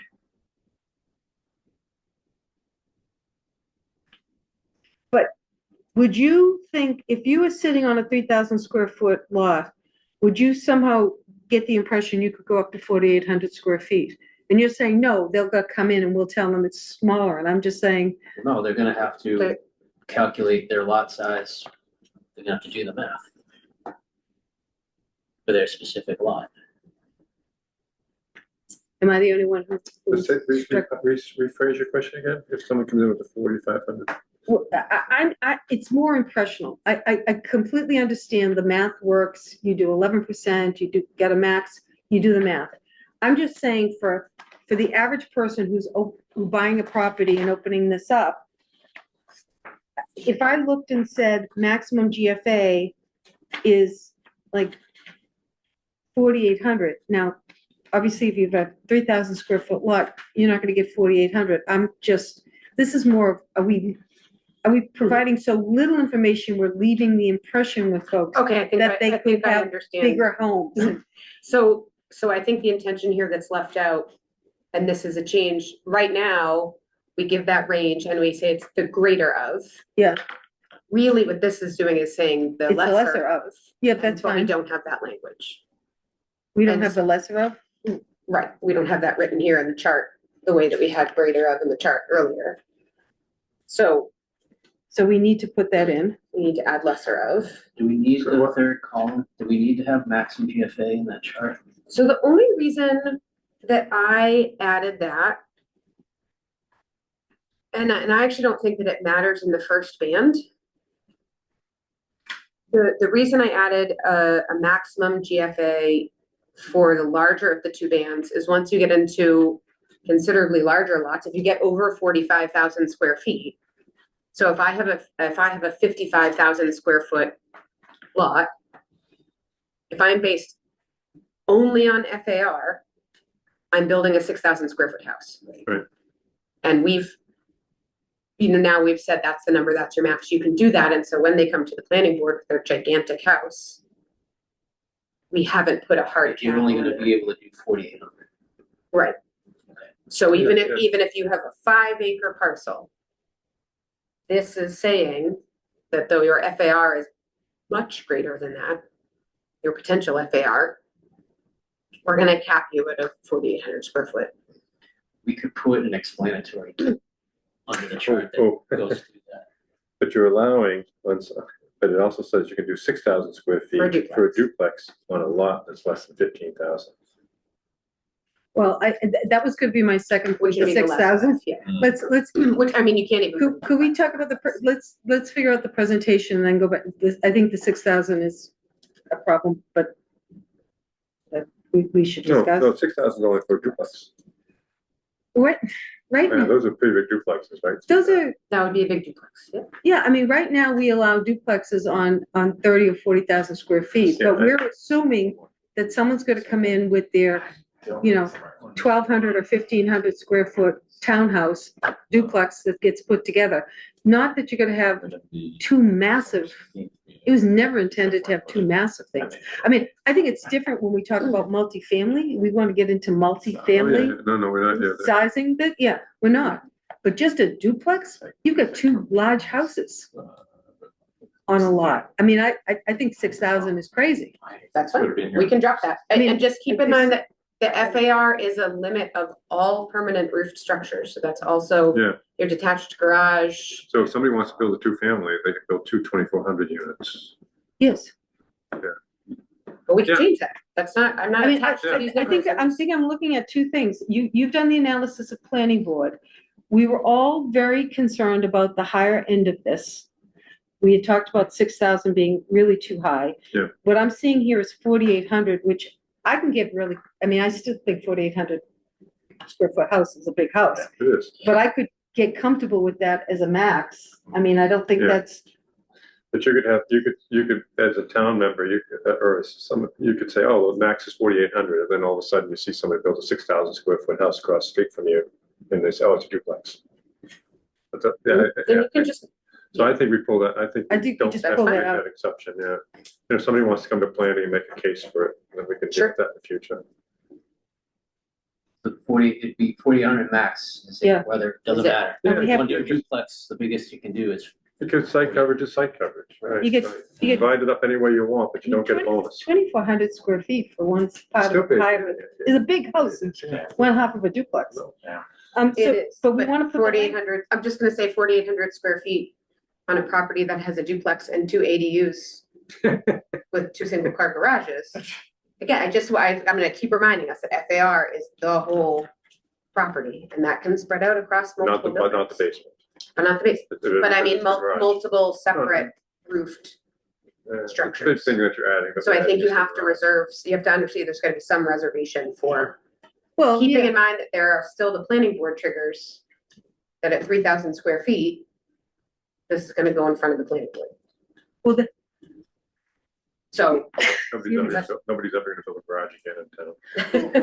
let me ask you this, though, if it's, so we were gonna put the language in the lesser of, right? We need a footnote, the lesser of these two things. Yep. Cap it at 48, drop the 6, Why do we need the lesson? because you want to be really clear that 48 or 11%. it's on a 60,000 square foot lot. Oh, yeah. Yeah. So then what you just mentioned.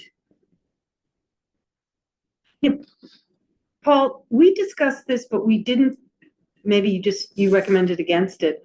This notion that we've got a bunch of fairly good sized houses that come in like a few hundred square feet under the max, and therefore they don't get any site plan review. Should that be reviewed at all, or are we comfortable with 3,000 square feet? I mean, if that happens, it's gonna happen no matter what the number is. But it would be, But you can catch, I'm just, if you lowered it to 20. if you load it to 2,500, you'd probably Some catch. of them- It effectively is 2,400 because the garage is 25 by 25. It's only putting a two-car garage in the house. Yeah. Typically, someone building a 3,000 square foot house is gonna have a garage. Most of the building versions.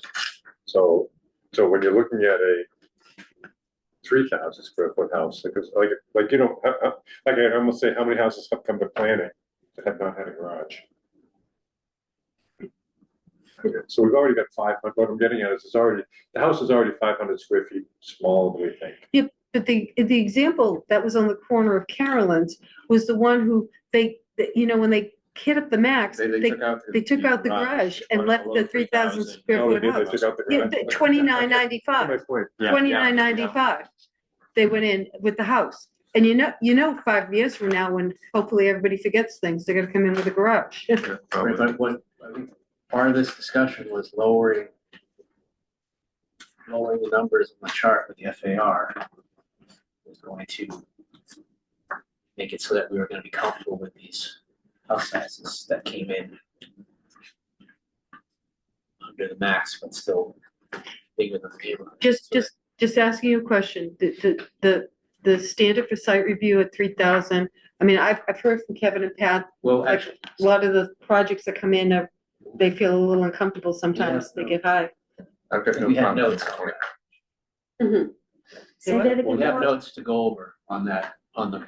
On those thresholds, We also have- 3,000 is still the, There's also an administrative cost to the town. Every time we make something about planning. So that, just saying, that, your question, we can talk about when we get to it. We're gonna get to it, okay, all right, let's keep going. So are we, this table with the changes we've just talked about, we're gonna see this one more time, but we're kind of like nodding and feeling. So we're saying the max GFA side is just gonna say 48. 250 and 48. Yeah. We're gonna get rid of the Six, 6,000. yeah. And the single family and duplex. Yeah. You know, when I first started to read this, I kept going back and forth with the GFA. And because the definitions now might need to be changed a little bit, down in the back of the zoning code.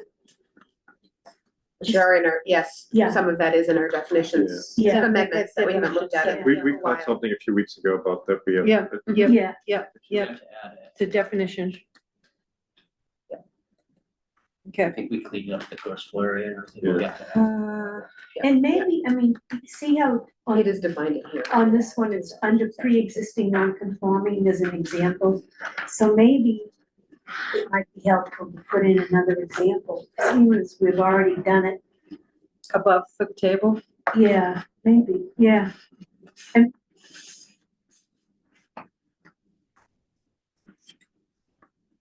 okay. There's some edits here. I don't have any notes, so I'm assuming we didn't have questions. The pre-existing non-conforming. We made this change, but we made it to the 11%, so it's going to constrain it a bit more. Yes. And we were hoping to do that because 88% is pre-existing non-conforming. Okay, lots containing more than one dwelling, This is just about how we do Just- the calculation. that's the language change. Mhm. Exclusions from site plan review, you got the 200 square feet. Any changes to the interior? Is this where the threshold question comes in, Paul, or no? That comes next, We'll keep under going. planning board approval. Planning board approval, site plan approval, residential. So if we change the table, it's gonna affect the review thresholds for the projects that trigger planning board. And how, explain, just, So we have the three categories. Lots under 10,000, lots 10 to 20, and then lots over 20. I'm just reading my notes here. So if we change, I think the intention was we wanted to make this more uniform. So, any lot where the GFA exceeds 3,000 square feet, basically we can. Is this where we left off? I think we didn't need all of the three categories because now if we made it where it's just 3,000 square feet. Well, right, and which was already what exists, but then we had these other categories that are fairly confusing to actually apply with the 2.5% of the lot area or greater to 15% with the FAR. It's more restrictive. I mean, there is no more of this. You could go up to 15% if it's 2.5% of the. Right. Your But should there be a house is the trigger? lot. Should Well, there be a trigger it's- here for both FAR and GFA? Right now, the trigger for doing a site plan review right now is only 3,000 square Right. feet. Should we add, So, well, the idea is you can't exceed your FAR. So it doesn't trigger site plan review because you can't do it. so if somebody sneaks a garage in, we'll catch it? Yes. I mean, every single thing has to have a building permit, Okay, and so okay, all of those okay. are reviewed by a building commissioner, right, who's looking Which at will be, those. okay, looking at both of these, okay. Right, so on the second so on the smaller lots, we have someone putting an addition or expansion. If that exceeds 2.5%, it's going to planning board. The discussion point was, do we need to keep that? Because if we stop reviewing those 2.5%, we, in theory, we could stop that because we're already, well, this, what you just said. Well, yeah. I'll re-say what you just said. That's okay, it's, We're reducing the max FAR. I think the other thing that Paul and I talked about is that the practical application of that 2.5% means that the planning board is reviewing very small additions. 250 feet, Right. anything bigger than 250 feet. And so, I mean, one just went through recently that, you know, and it's a lot of work for the homeowner to add, you know, in that case, they were adding 700 square Yeah. feet. It made their house, I think, just over 2,000 square feet. Nowhere near their setbacks, no change to their height. Essentially, they're filling in where a deck was, right? So, this idea that- Sorry, go on. sorry, just that we, the planning, homeowners and then the planning board have to go through this process for these really small projects, and that's not necessarily what site coverage is intended to protect. And So how do- generally what we see is, you know, most people are gonna want those additions to match the existing house. They- And that's why there's not actually a lot, may feel differently, but they're generally, someone's put an addition on, they're matching the roof line, they're matching the materials, they're not putting some. So most of what you're reviewing for the site review is not a lot to talk about, because they're not, you know, it's different when you're building a whole new house. Right.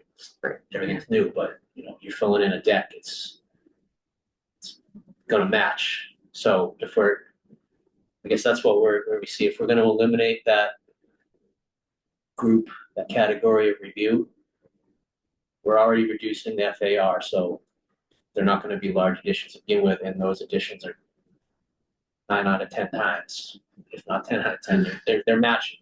People. So all the stuff we talk about at planning board is basically non-issue.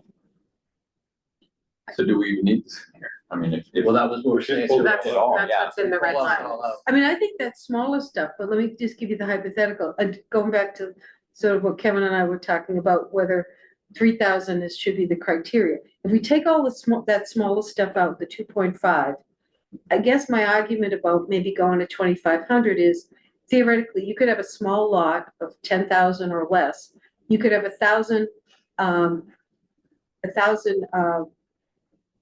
square feet. Well, you could have a house that's 1,000 square feet, but the FAR would then only allow what on top of that On a 10,000 square foot lot? Yeah. 1,500 square feet. total? Total. Okay.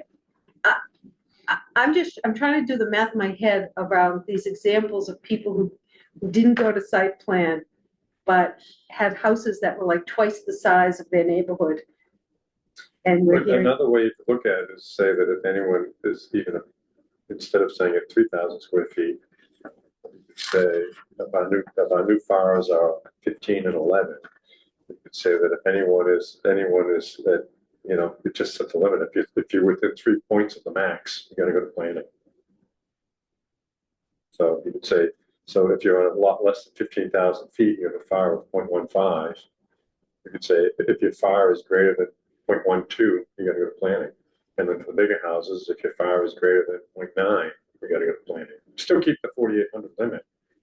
But what you're saying is you're trying to capture not just the big houses, but you're trying to capture the big houses that are big relative to their big neighbors. relative to the neighbors. And so if you said, For a as you approach the FAR, which is your max, there's a threshold that's relative to how close you are to the FAR versus your gross square footage. Because gross square footage is what you're catching is that.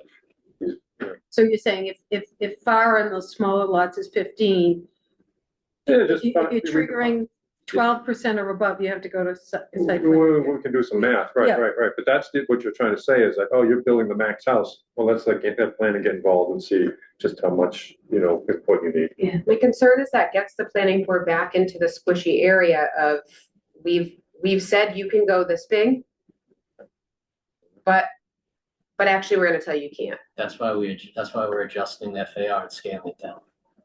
Because this is always the issue. As I've said many times, you're below the max, but you're bigger than the neighborhood. And that's why so if we redid this, we're scaling everything down so that we could be comfortable with, if you are the biggest, we're gonna live with that. We got the numbers to where we could live with it even if you are the biggest. So okay, but that I think is a huge policy point. And so how does that impact the planning board, when we left them, we're gonna do a whole review of site planning criteria and look at that, and look at neighborhood impact. Are we saying that looking at the neighborhood impact, looking at it is no longer gonna be even a factor here? Well, I just want to jump in and say FAR and neighborhood impact are not the same tools, Mm-hmm. right? FAR is relative to the lot. So if I happen to be on a campground where lots of the lots were pretty standardized and lots of the houses were pretty standardized, that FAR regulation might actually have a lot of context in neighborhood analysis. But like where I live on Knowles Street, we're from anywhere from less than a quarter of an acre to almost 2. We are 10 houses. Wildly different. And so what I can fit on my lot and what my neighbors can fit on their twice the size lot, I just feel like we're evaluating things with the wrong tool when we try to apply FAR specifically for neighborhood analysis versus I've developed a different tool that we're not talking about tonight that is effectively a scoring rubric to help with neighborhood context. Okay, but that's my big, I'd love to see that tool. I'm just asking the bigger question of adopting this table. Are we not taking neighborhood impact analysis in terms of site planning review? We're not removing it. We're not removing it. So that's So we- section 10 is the site plan review criteria, and that's all the discussion where subjectivity and how do we Yeah. apply it, and that's the part where Jackie's Where working on Jackie's it. still working on Trying a to- model. Use that subjectivity, but get it into a scoring rubric, which I think it's awesome. We'll Okay. get into that later. So that's a separate thing. It's not taking it away, but it's trying to give the planning board What's the Okay. timing on that? See it January 21st for our workshop. Okay, so, okay. Our As I regular look at this, lowering the FARs and as we're doing it, I was never thinking that we were eliminating the subjectivity part of it. It simply makes the larger house in a smaller house neighborhood somewhat less obnoxious. This sounds, I don't know how it's gonna work out. That's what I want. I don't know how it's gonna read, maybe it'll go, yeah, still doesn't go. But I mean, I love the idea that you've got stuff like that, especially where it's a scoring model, because that's taking out some of the subjectivity. Right. I'll be glad to review that as soon as it's ready.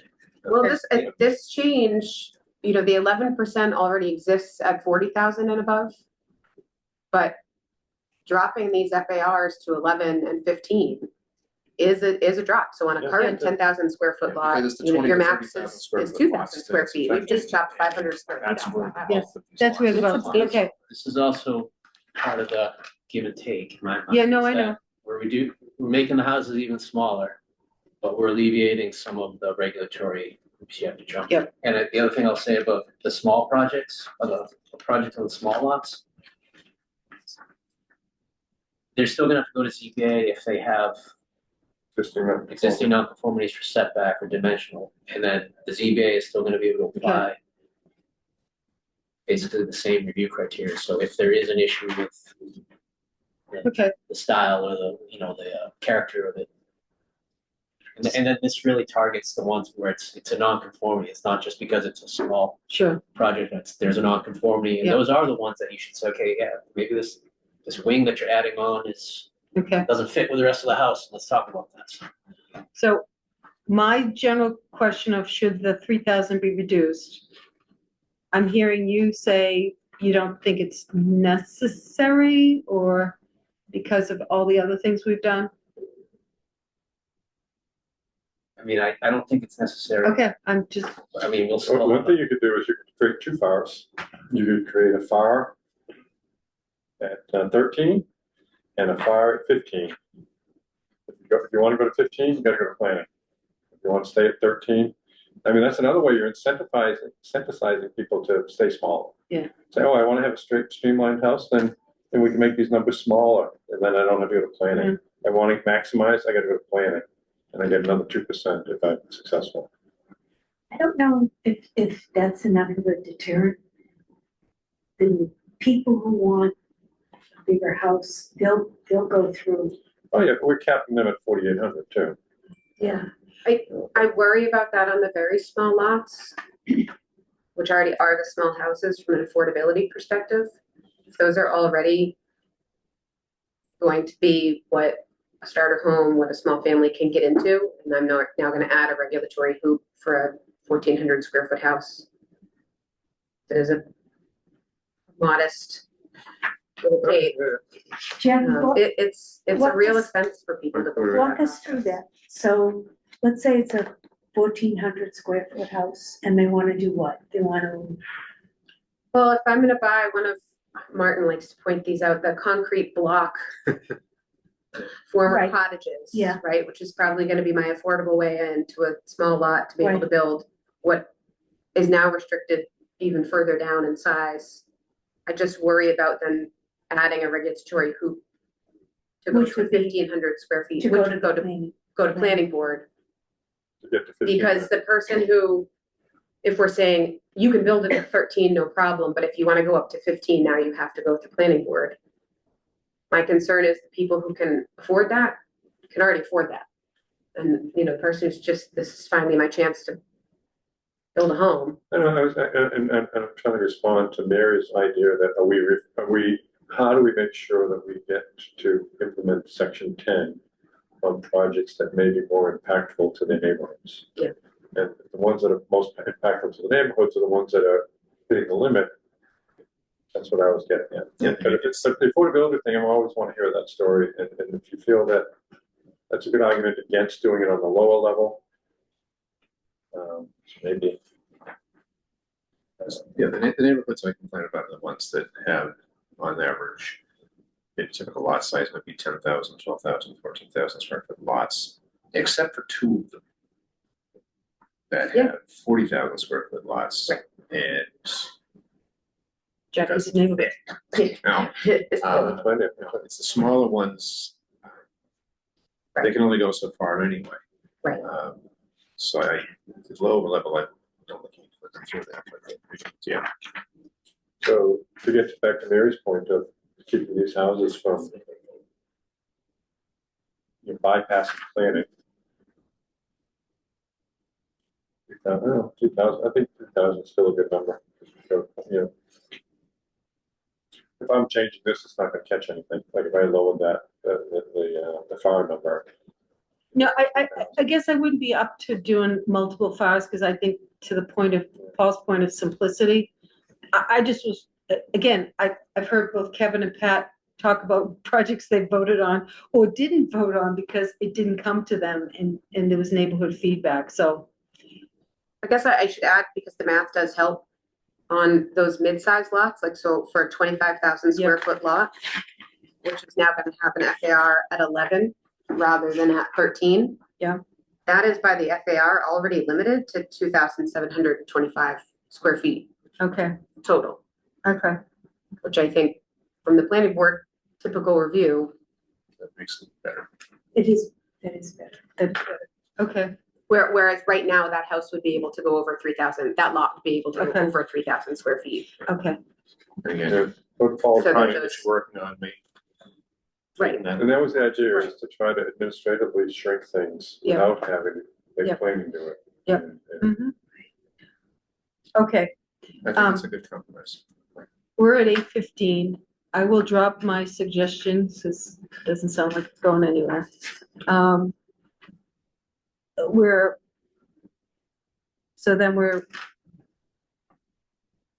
trying to look at site plan special permit. Yeah, so I had one question about that when that came up in the last meeting, with Carolyn here. Well, I didn't know if this was something you and she had settled. There was an email that I didn't read thoroughly about whether a special permit can and should be moved under planning board right now, or if that should stay under the ZBA. Well, I think the proposal was planning board. That's where I was asked to move it for this proposal. The feedback from town council was ambiguous. Well, actually, we changed it last year, 2 years ago. It was always planning board. Okay.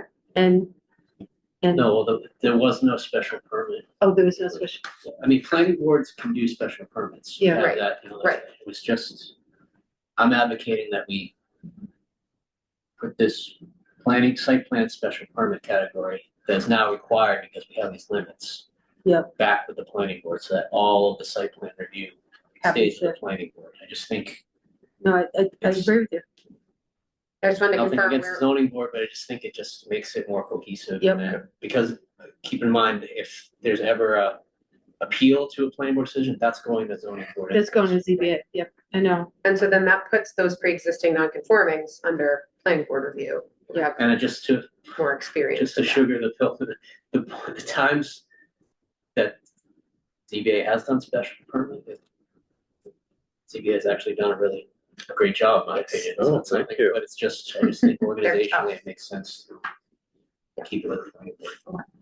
Okay. Moving this to the next one to planning. Which is it, that it's in the red line that way. I just wanted to confirm. I believe. So that the leaves variance just the has to variance. stay with the zoning board. Yeah, if- yeah. Which I Yeah. can't imagine that ever happening, but by state law, variance has to go to ZBA. Okay. I'm not seeing any other substantive changes. Is there anyone else that sees things? So, I just want to say, so I want to actually commend Jackie because she did all the real hard work I in know. making of this section. I know. She did a Hey, lot. thank She did a lot in a very short. No, she time. did a This is- ton. And this actually is a very big change. We're maybe rewriting this whole section, but I think I'm comfortable with it because we're simplifying it and we're making it easier Yeah. and we're making it, Yeah. in a lot of cases, less Yeah. regulatory hurdles for Yes. folks to jump through. So I think we can explain this and sell it.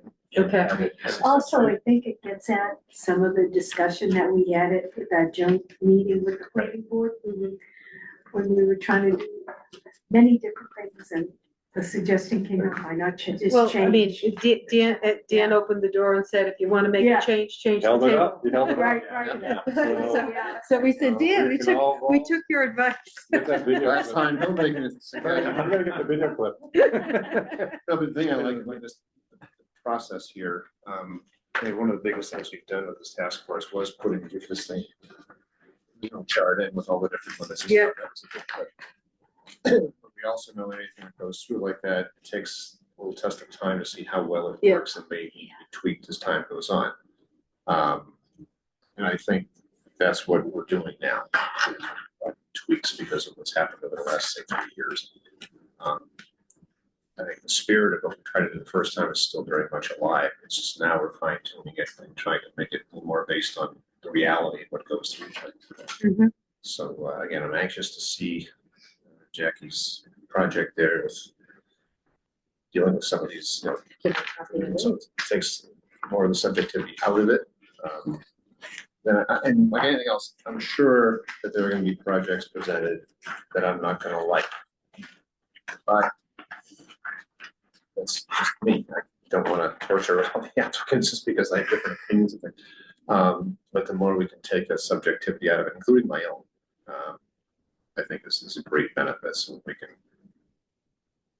get that accomplished, and I think it's easier for everybody. Some people won't be happy because they're not gonna get their dream house or their dream property, as the case may be, but whatever.